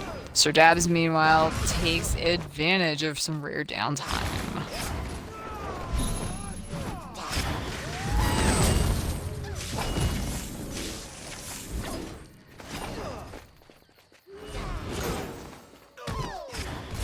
Recovery Girl lifting Dabs off of the ground. Not able to keep the connections going. Oh, but that one connected. Dabs dropped. Recovery Girl taking aim.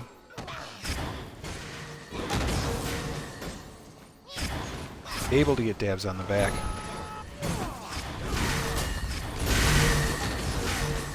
Wow, you guys, this is crazy how Dabs is like just lasting so long. That is some defense, that is some strength, that is some doobity-dabbity-doo. You know, like, let's start calling Sir Dabs that or something, because he's magic.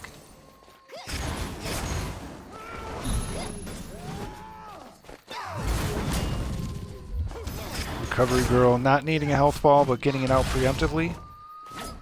Trying to continue to just burn down Dabs ever so slowly. Dabs is gonna need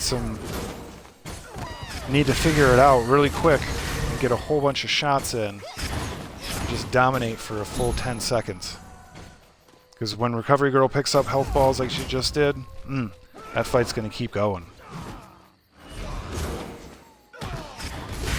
As I've said many times, Growl, there has never been a better time to be a priest than right now. So if you've ever been interested, and if you're looking at what some of these amazing priests are doing tonight and feeling inspired, you know, there's never been a better time. So, let's see, Recovery Girl pulls another up or down. I tell you what, Sir Dabs is going the distance. You know, that is some very effective, high-speed movement he's doing, you know?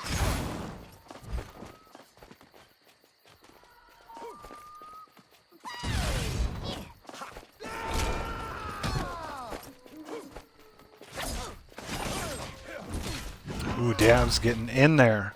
Starting to control that. Ooh, would have needed to connect with that to keep it going. Recovery Girl stays the course. She keeps the fight going exactly how she wants it to. Oh, and there it goes. Dabs gets dropped. Yes. What a good match.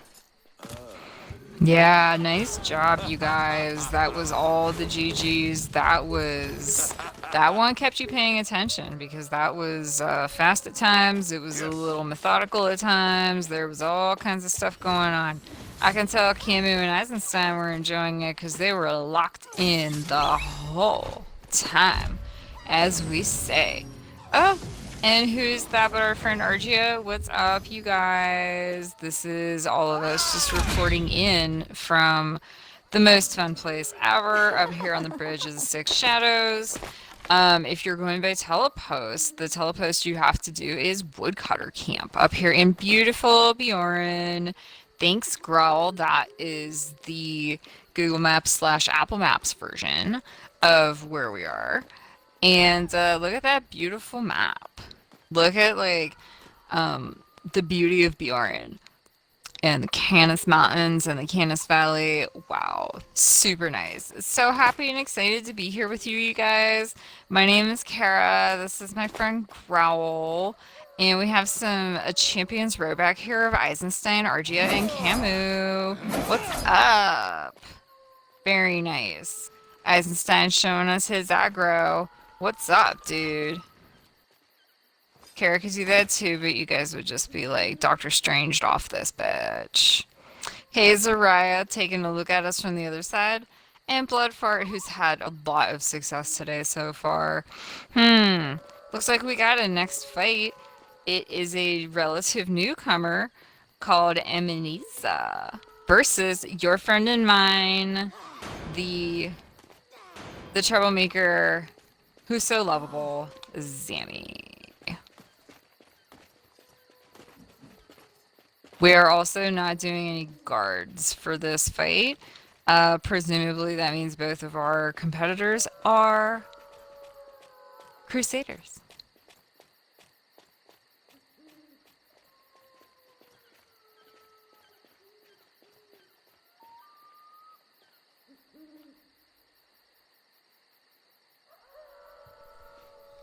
Did Amnesia just leave?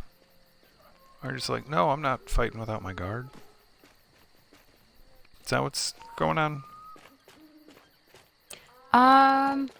Let's find out. So, Sir Razzle was actually the one who suggested no guard.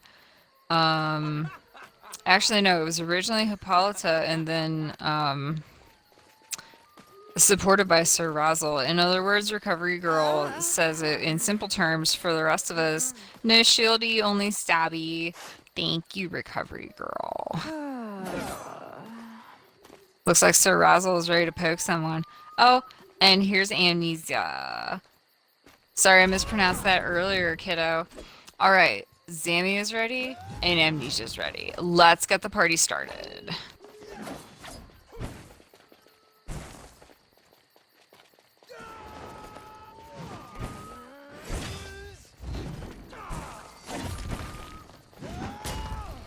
These two Crusaders, no shields, only the blades of their bladed blade.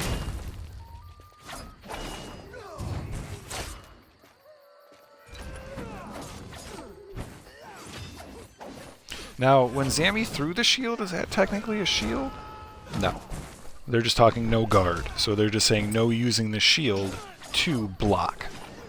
So. Right, I think it's no, like actually raising your shield. I kind of wonder, wouldn't it be cool if they could fight without having the shield appearance on their persons? So we could just see them as a full fighter with a weapon, kind of like how priests fight. Wouldn't that be cool? Interesting thought. There's a lot of different shields, and how they look is definitely important and part of a Crusader's repertoire. Oh, that's not French. It's bad pretend French. That it is.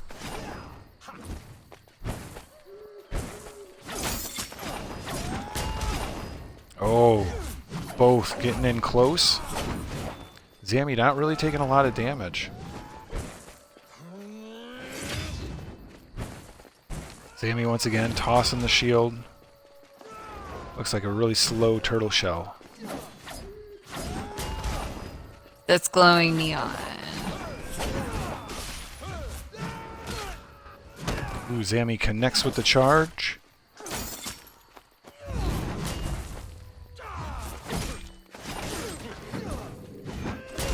It actually looks like a cross between a turtle shell and like a crown, just floating away into like neon party land. Another connection by Sammy.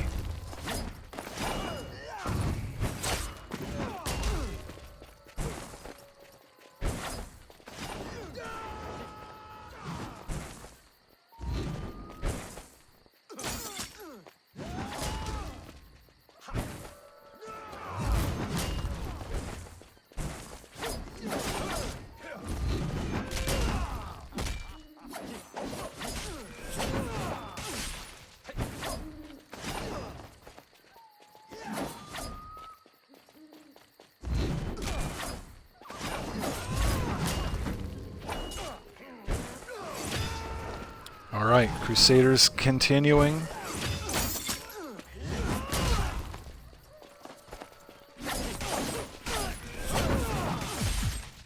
Oh, and Sammy finishes Amnesia.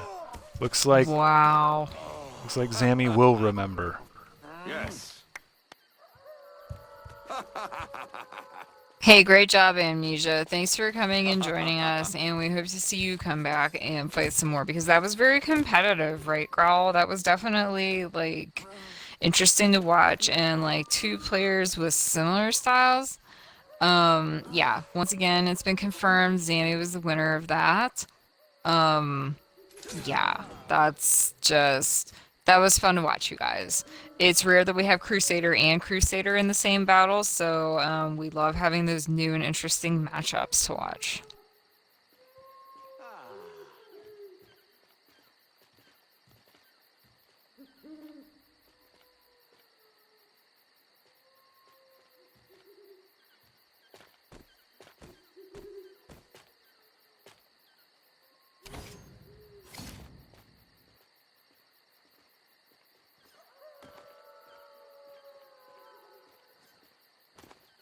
Hey, check it out, you guys. Hippolyta is calling out that this was Amnesia's first PvP 1v1. Yeah, Hey, super cool. let's go for some encouragement, right? Hey, check that out. Fantastic. Good job, Amnesia. It's all uphill from here. Hearts and kisses, your friend, Kara. Nice job. Everybody has that first time, and it's scary, and then it's over. Hey, say Growl. When's your first time gonna be? I don't know. It's a good question. First, it's going to be Hippolyta versus Crinos. Ooh, a legend and one of tonight's hottest victors. Who do you like in this one, Growl? That's a tough call. That's definitely a tough call. You got range versus close combat. Hippolyta has been lightning on the charge. Crinos has had some mage kills already. So this is going to be a good battle.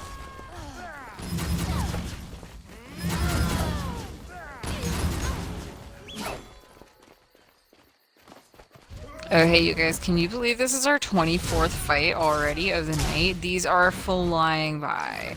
And it's just been such a pleasure to see everybody tonight. Everyone is in top form, right? You can tell that this is no longer chill Friday night fight night. This is everybody wants it. Everybody's trying for that championship. Hippolyta is out there like a bat out of hell, and Crinos is using every trick in the book to try to stay in front of her. Hippolyta is so nimble and commands the space like a boss. You guys, this is fun to watch. Don't you agree? I definitely do. Crinos trying to connect with those ice shards. The bard on the beach is looking to use that arcane prowess. Connects with that arcane lightning. Oh, and is going to finish it? Almost finish it. Hippolyta gets that guard up. Tries to close the distance. Connects with the... Oh! Was able to connect with the charge. Oof. However, it looks like there might have been a DOT that was on there. Right. And that ended up finishing Hippolyta as she was going in for her own death strike. Wow. GG's, everyone. GG Hippolyta. That was a great showing. And GG Crinos, one of the most dominant players of the night. Like, good for you. That's fantastic.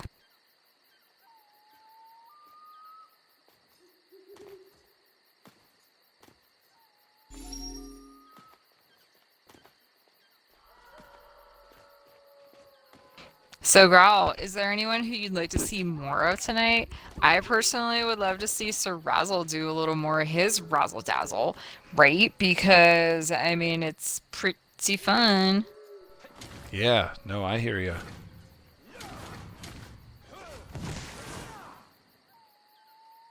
I think we've been seeing some good matches.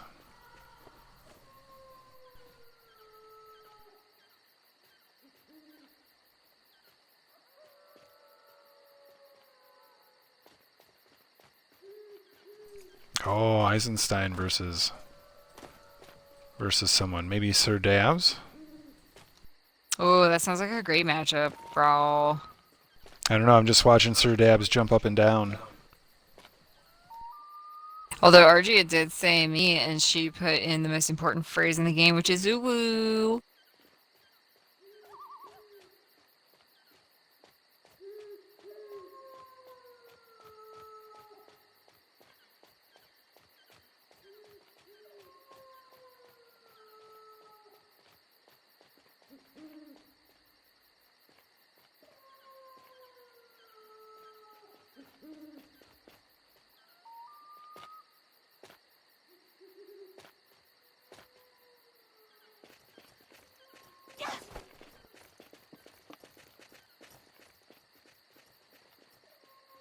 Alright, it looks like Argia.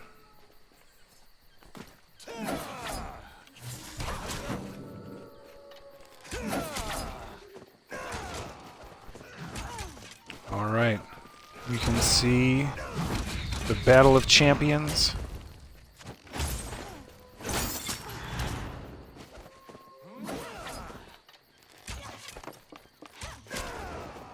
Ooh, Eisenstein, the metallic maniac, trying to close the distance. Oh, Argia on her back.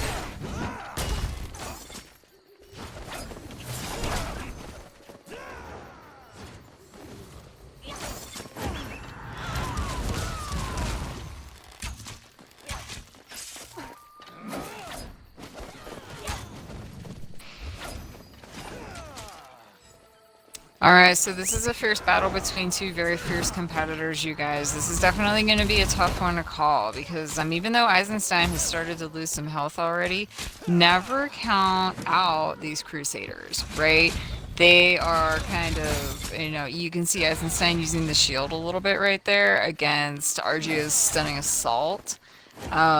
So yeah, that's, looks like the pace is picking up just a little bit as Argia aims and fires. For a second, I thought Argia was down in the drink for a minute. So glad I was wrong.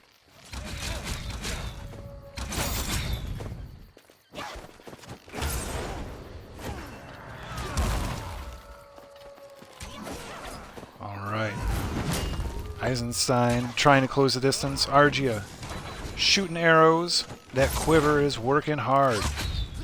Argia gets the daze in, but it doesn't stay too long. That 1.5 second daze is just a quick pause.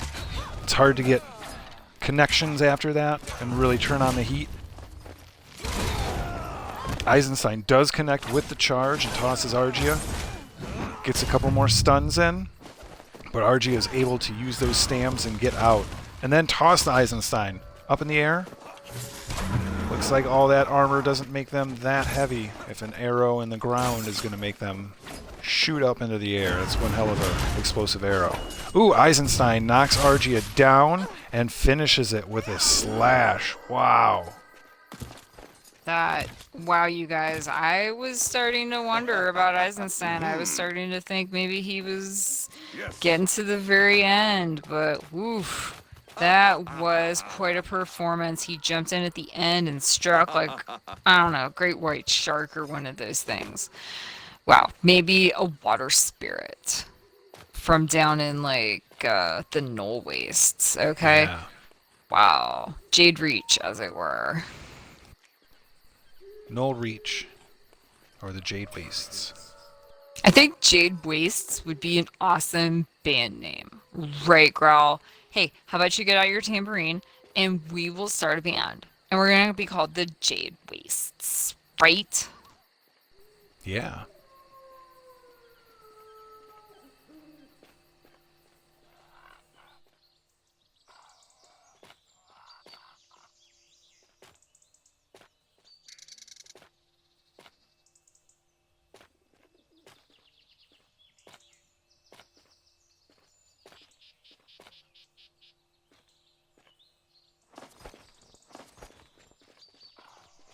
Fight number 27, Randinator versus Sir Razzle.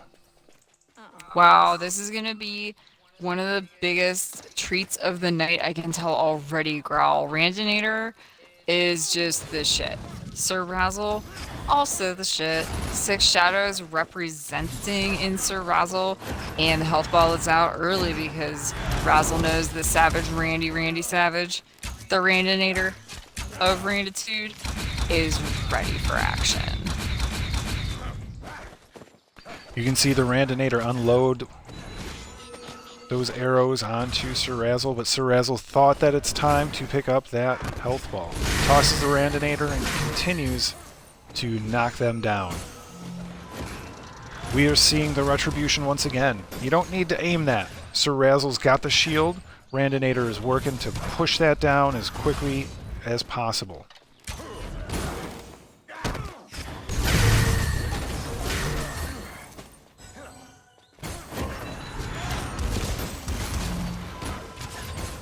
More retribution. Sir Razzle still at 100% health. Right. Sir Razzle finishes the Randinator without much wear and tear. Wow. That was a much faster fight than I thought I would see. You know what? Everyone is a formidable force here. That was just fun to watch. Randinator put up an amazing battle. GG's all around. That was beautiful.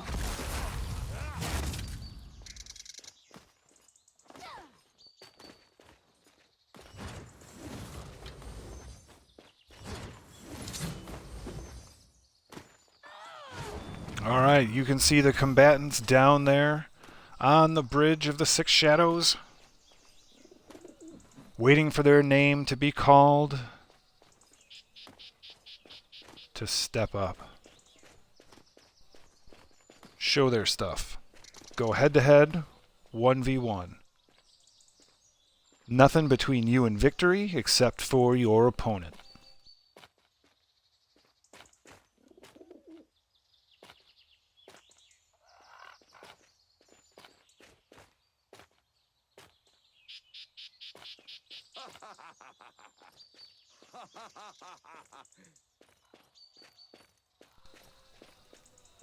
Alright, it looks like it is Bloodfart versus Young Tony.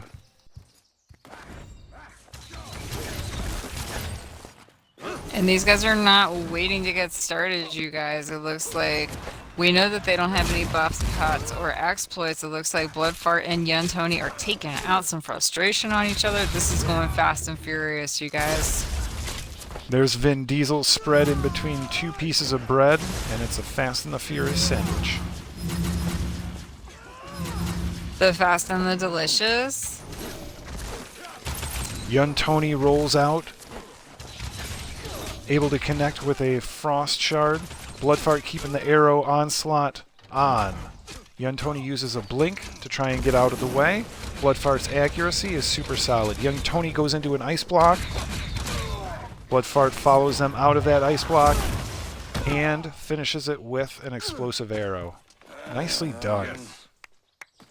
That is what you might call a clinic. Nice job, Bloodfart, our favorite clinic ranger. I think I'm going to start calling you Dr. Bloodfart for two reasons. One, because you totally put on a clinic there, and you taught us how to do it. But secondly, because if you have bloody farts, you really should see a doctor. Would you go to a doctor if you knew they had consistent bloody farts?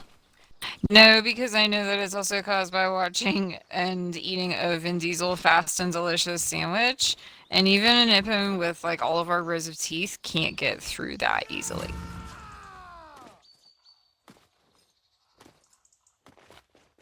And it looks like we've got the lineup for our next fight. It is Sammy versus Nora. Now I wonder what they're going to do here, Growl, because... Or no, wait. Sorry. Sammy is a Crusader. All these cute little Ippins who are priests... Sorry, sometimes your friend Kara gets confused. So Sammy the Crusader Ippin versus Nora the Human Priest. Let's see what happens, you guys. These are two very crafty competitors. They'll probably be looking to outsmart each other. Nora hits with the Divine Strike and hits the other one. You know, Divine Strike is pretty hard to aim. It does not go anywhere that, it does not move with its target.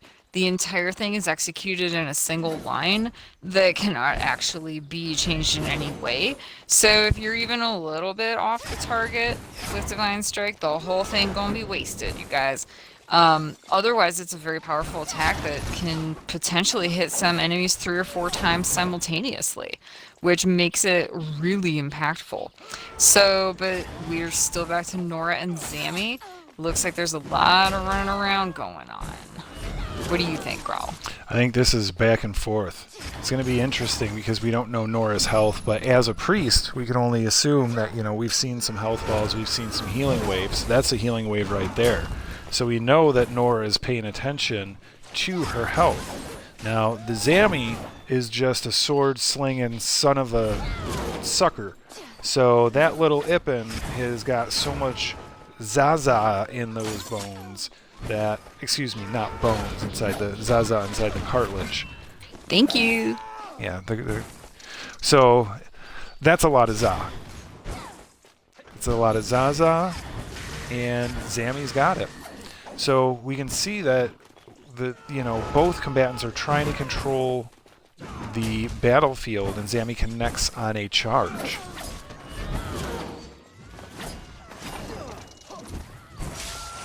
And Nora continues.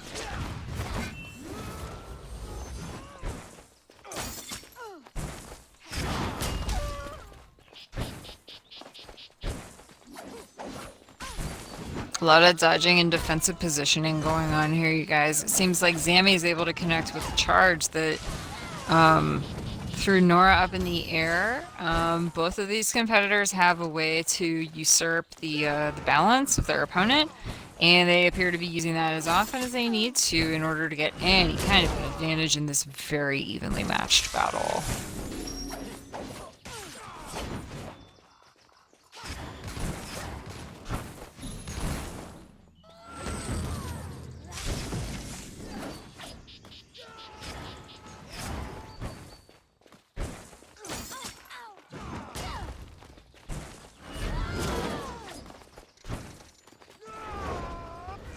I have a feeling that this one's going to get called as a stalemate. I'm just not seeing enough DPS go out, and with these endurance fights, they can go on indefinitely. Well, and you know, the thing here, Growl, is that you have one person who can revive their HP easily, and you have one person who can block attacks easily. So, one person is able to constantly recharge, and another person's able to constantly block. Could this be a natural consequence of simply these two styles fighting against each other? And if so, what if, you know, perhaps a suggestion in the future is that Crusaders do not block against priests, and priests do not use healing against Crusaders. What about that? Now, your friend Kara is not impatient. I mean, it's totally okay to have a good, drawn-out fight. But, I mean, I don't think anybody wants to do this for 12 hours, right, Growl? Yeah, I think that the competition committee and the board of executives for the Guild of the Six Shadows, I think they'll review some of this footage and the tape, and they'll make a decision. All those head honchos over there at the...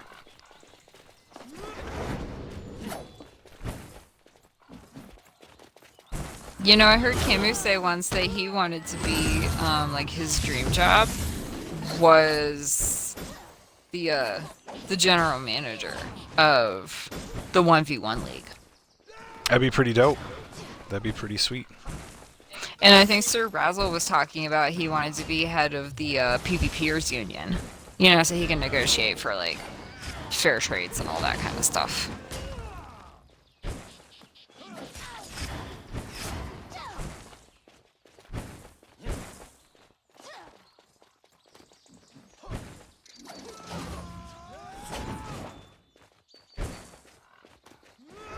What about referees? Who'd be good referees? I think Stormprayer would probably be a good referee because they seem to know a lot about the moves, and they love sitting up here watching with us.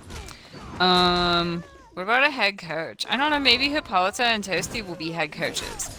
And, like, each of them can be the coach of the people who are playing, kind of like if you watch The Voice, you know, like, the people are on teams. So, like, but the team can have any, like, number of people. How did Sammy get, like, all the way health up? Our Crusader friends, please tell us if there's something that when you use your shield, it regenerates a little bit of your health. Because I thought Sammy was slightly lower in health earlier, Growl, so maybe there's a buff like that. Let us know, Crusader friends. It could be that whenever Crusader gets a critical hit, then they generate a little bit of health. There's also a ring. Oops. That does this. That restores health just a little bit. So if they're consistently doing damage, then, you know, once every 20 seconds, they're going to regenerate a little bit of health. That's perfect. It's almost like a, like an inner light effect. So, okay, that's kind of cool, except it, yeah, because it happens on a sequence. And, okay. Seems like Sammy and Nora are keeping going. Oh, and is Hippolyta here for... Calling the fight.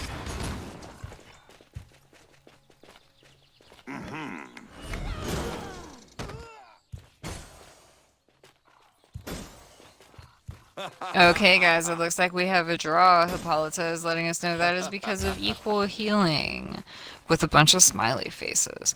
That seems to be everything that we need. Hey, was that a GG or what? I mean, it takes very masterful opponents to balance each other like that. GG's, everyone.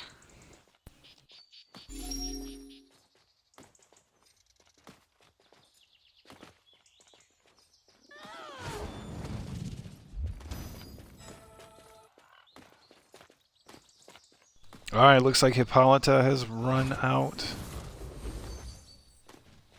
Not sure who the challenger will be. Hippolyta versus Crinos.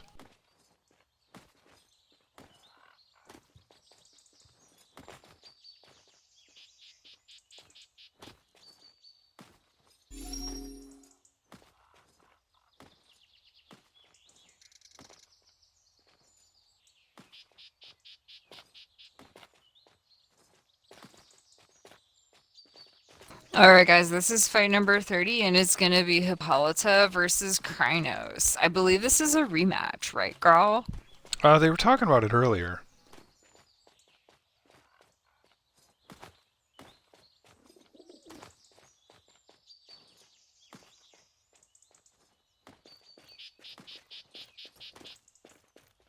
Oh, maybe not.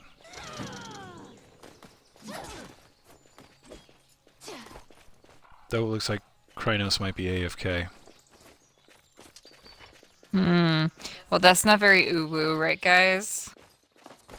Or uwu.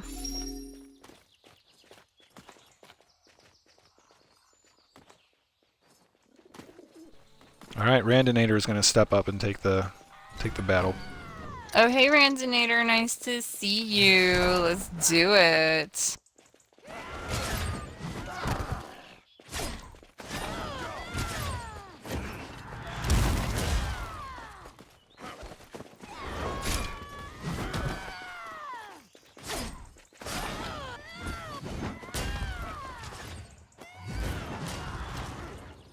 Ooh, Hippolyta landing with the leap, getting the daze in.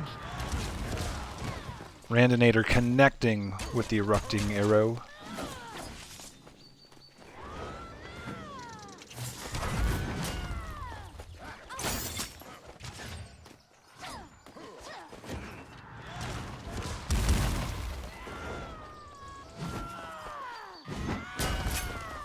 All right.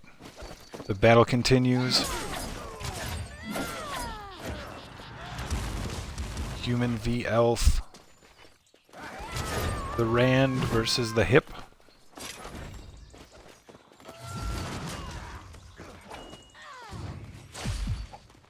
Oh, and Hippolyta, before I was able to make any more witty comments, Right.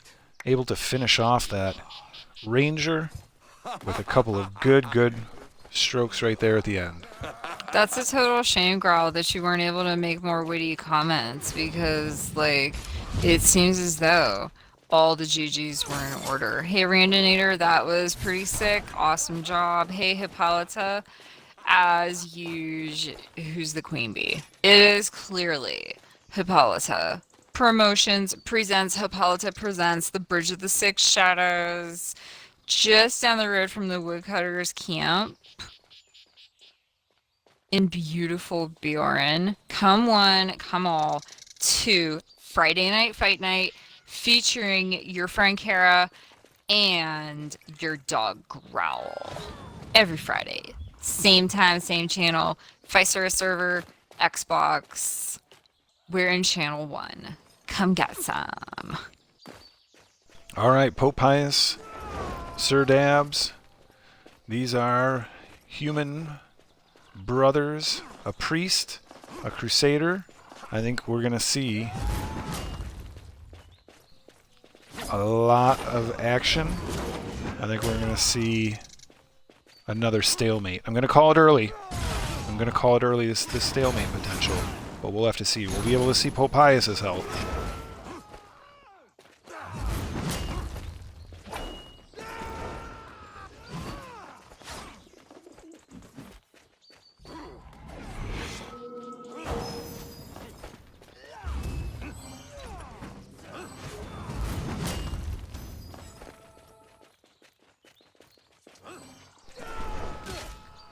Pope Pius gets launched into the air. The Dabs slinging that blade. Tries to get an additional knockdown. No charge second time. Oh, but Pope Pius does get lifted. Sir Dabs is going to try and have to keep Pope Pius away from that health ball. Oh, Pope Pius gobbled it up like it was soup on Sunday at an Ippen orphanage.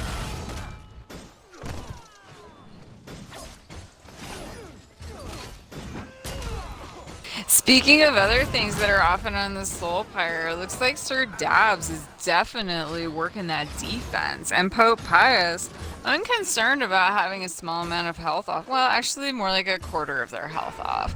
Pope Pius kind of reminds you guys of me because Cardiac Kara always pushes the risk. Seems like Pope Pius. Oh, there we go. The getting struck into the health ball that any good priest knows all too well. Sir Dabs trying to keep that pressure on. Trying to push Pope Pius into the walls of the bridge. Keep that motion as small of a distance as possible.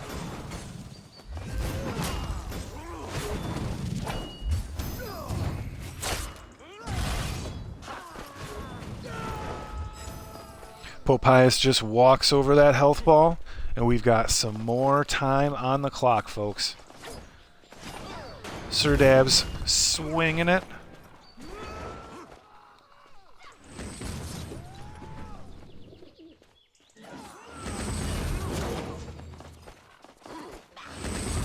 Pope Pius needs to get some pressure going. They've got the shield, but we need to see some healing, or excuse me, some holy bolts start to connect. That shield is depleted fast. Sir Dabs is just going to stand on top of that health ball, but once again, that charge actually throws Pope Pius into the health ball. Whoa! And the Dabs went flying.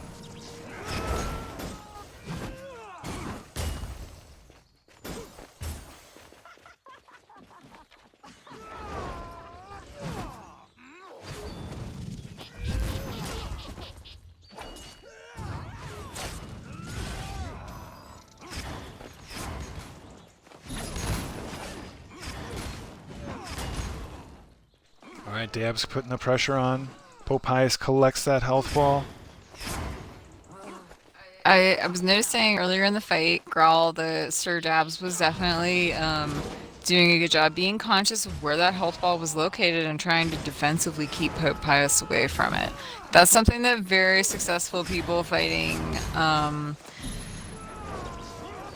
a priest will always do, is try to defend against the area of the fighting court that has the health ball in it. Yeah.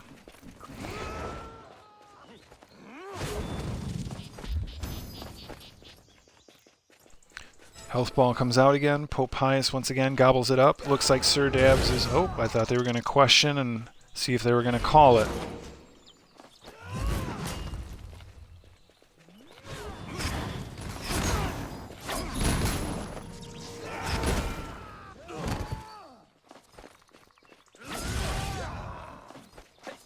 Pope Pius back into no-toe. Sir Dabs getting the pressure once again. Tossing Pope Pius backwards. That health ball once again comes out. Sir Dabs not able to keep Pope Pius away from the health ball. The match continues.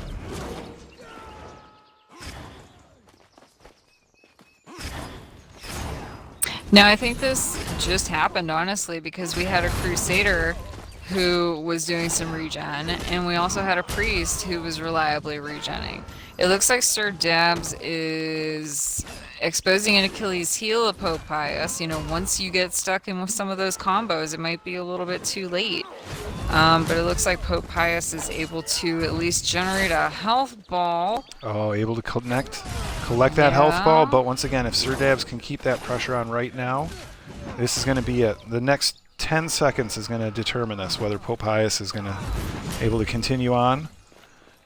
Pope Pius needs to get a health ball clean without taking any damage at the same time. Pope Pius is trying to draw them in with that low health.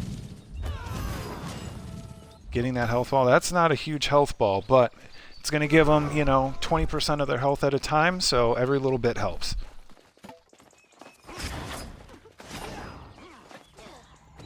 Sir Dabs keeping that pressure on. Pope Pius trying to keep that distance.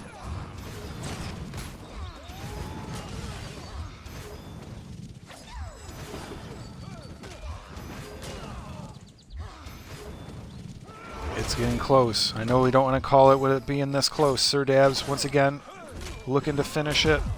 And there it is. Wow, you guys. Pope Pius, one of everyone's favorite competitors. That That was either a super daring cardiac Kara sort of a moment where Pope Pius was just like, I'm not gonna do a health ball. I don't need it. I'm good enough.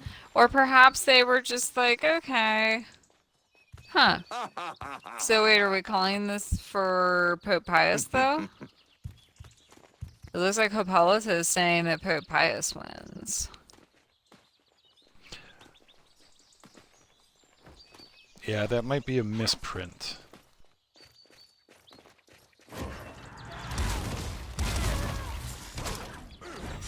Yeah, perhaps just a typo. Hippolyta's getting punished for that misprint. It is tough being in charge. Our matron takes all the slings and arrows from the audience, literally being a combatant herself. Quite literally. That's okay, everybody. You make mistakes. Kara makes mistakes. Growl made a mistake once, but maybe he was mistaken. The final fight, guess what, you guys? Argia and Hippolyta. This is big. Argia starting off with that smoke bomb once again. Hippolyta trying to close the distance. Actually accidentally running back. Oops, what happened? Have they decided to come together and instead of a fight, have a dance party? Could be. Argia says thank you.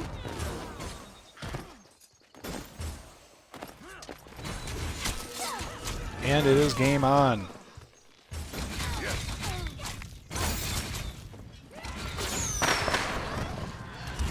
Argia thrown to the ground. Hippolyta trying to close it up, close that distance.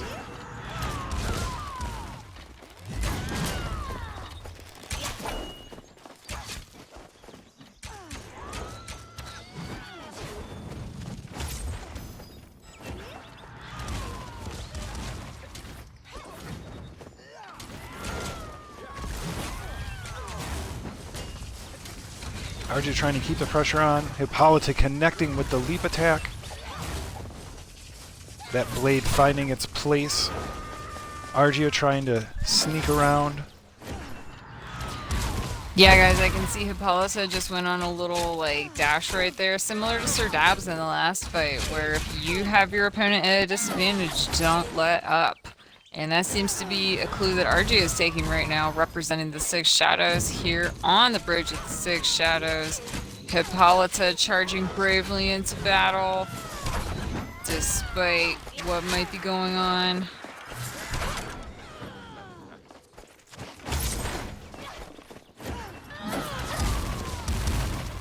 Oh, it is so close. It is so close, folks. Hippolyta not able to connect with the chains. Argia getting tossed again. Hippolyta coming in, missing with the slam. Oh, that is so close. Argia's got the distance once again. Lining up nuts, that, you guys. lining up the next shot. Hippolyta stunned, tossed backwards, but gonna get up and she's gonna charge. Oh, she's gonna end up getting taken out. It is Argia's night. Wow. It is the Maiden of Midnight, Argia herself, who takes the night. GG's to everyone. GG's to Argia. GG's to Hippolyta. Pretty much everybody who's here. Look at this crowd. They're so cool. Thank you, everyone. Hey, thanks, Camu, for hanging out with us up here. It's been a real treasure and a treat having two Varg Zerks up here just to hang out with little old Kara. So, wow, this has been super fun, you guys. Thank you so much. That was great. You're the best. What a night.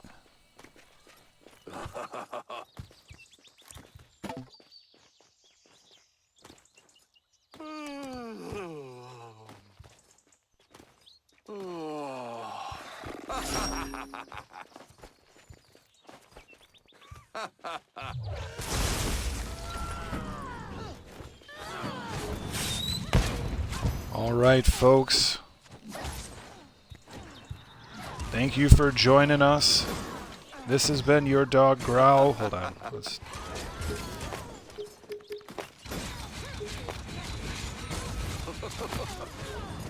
Thank you, Kara, for stopping by. I like Sure thing, girl. This is all the fun. I have been your girl, Kara, Ibn Priest Extraordinaire. And thank you so much for tuning into the stream. Check us out anytime on Twitch, as well as Growl's solo runs and runs with other members of Team Venture. This has been Hippolyta Productions presents Hippolyta Presents The Bridge of the Six Shadows, hosting Friday Night Fight Night, another exciting day. That is right, everyone. What an awesome run we had tonight. Thank you for tuning in. Like and subscribe and tell us what you think in the comments. We love reading your comments. Looks like they're doing a second round, I guess. Yeah, that's cool too. I love watching. Let's watch.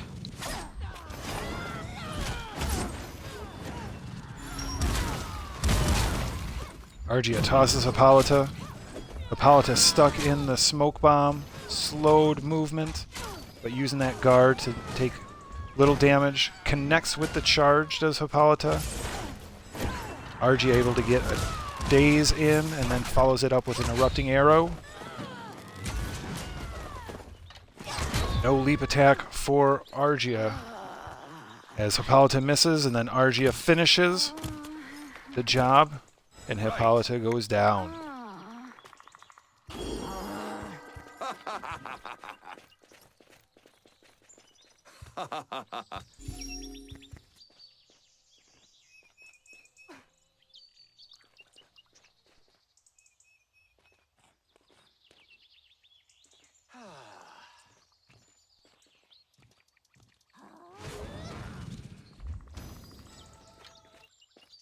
Yeah, nicely done.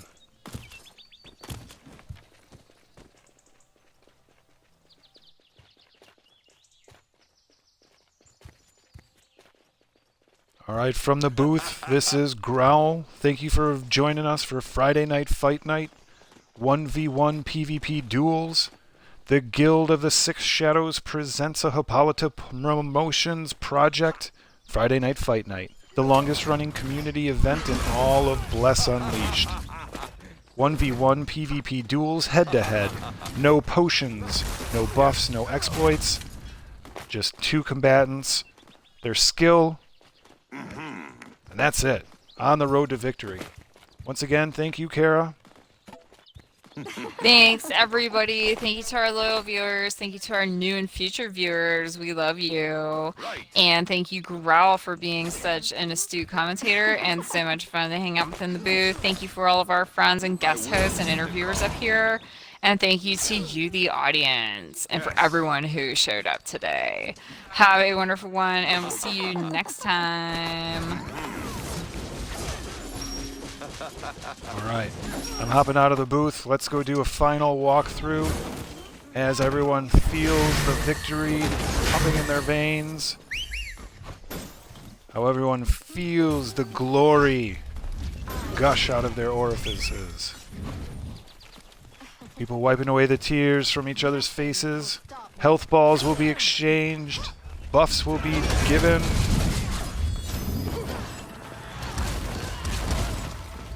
Yes.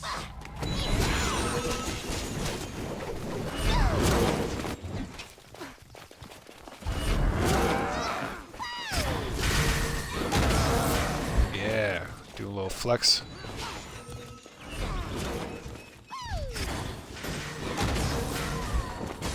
We can see some people blowing off some last minute steam. Making sure that they're feeling good.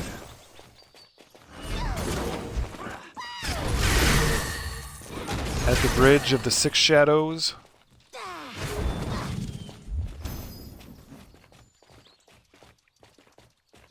This has been your dog Growl. Friday Night Fight Night. Yes. Good times. Oops.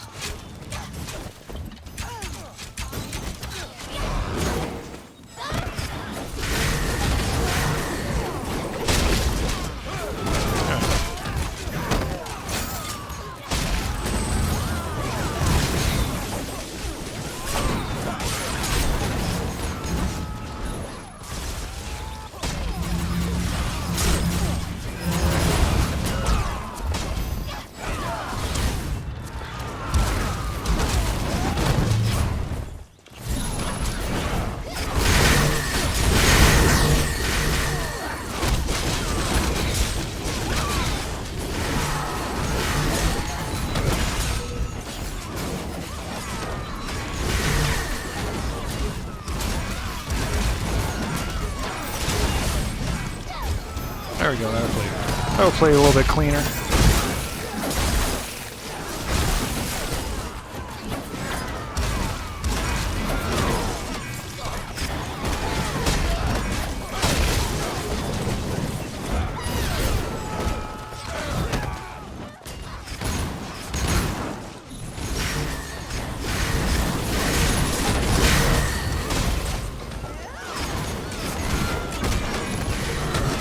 Chaos ensues.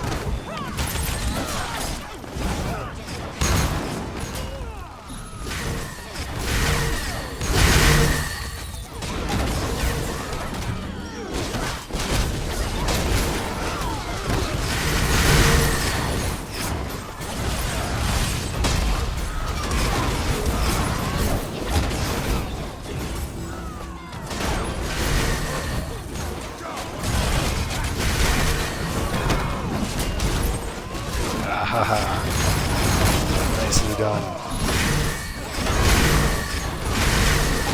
Friday night, fight night. I wish I could. Turn.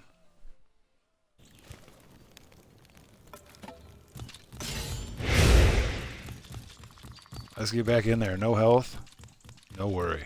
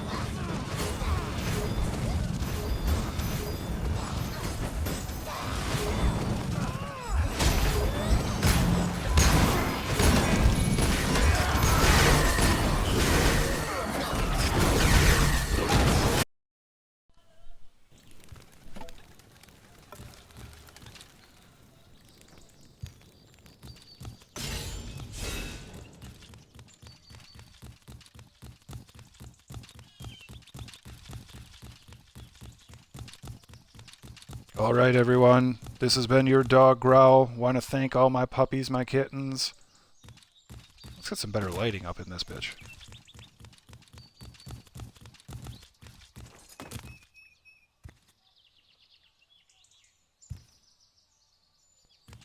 Guess I'm just gonna always be in the shadow unless I'm...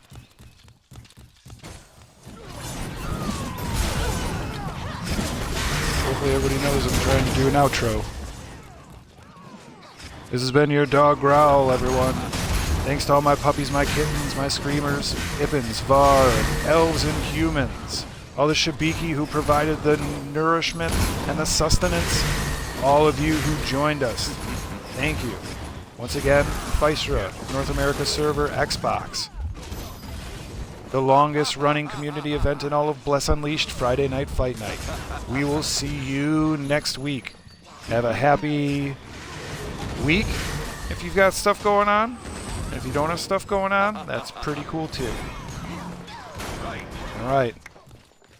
See you next time.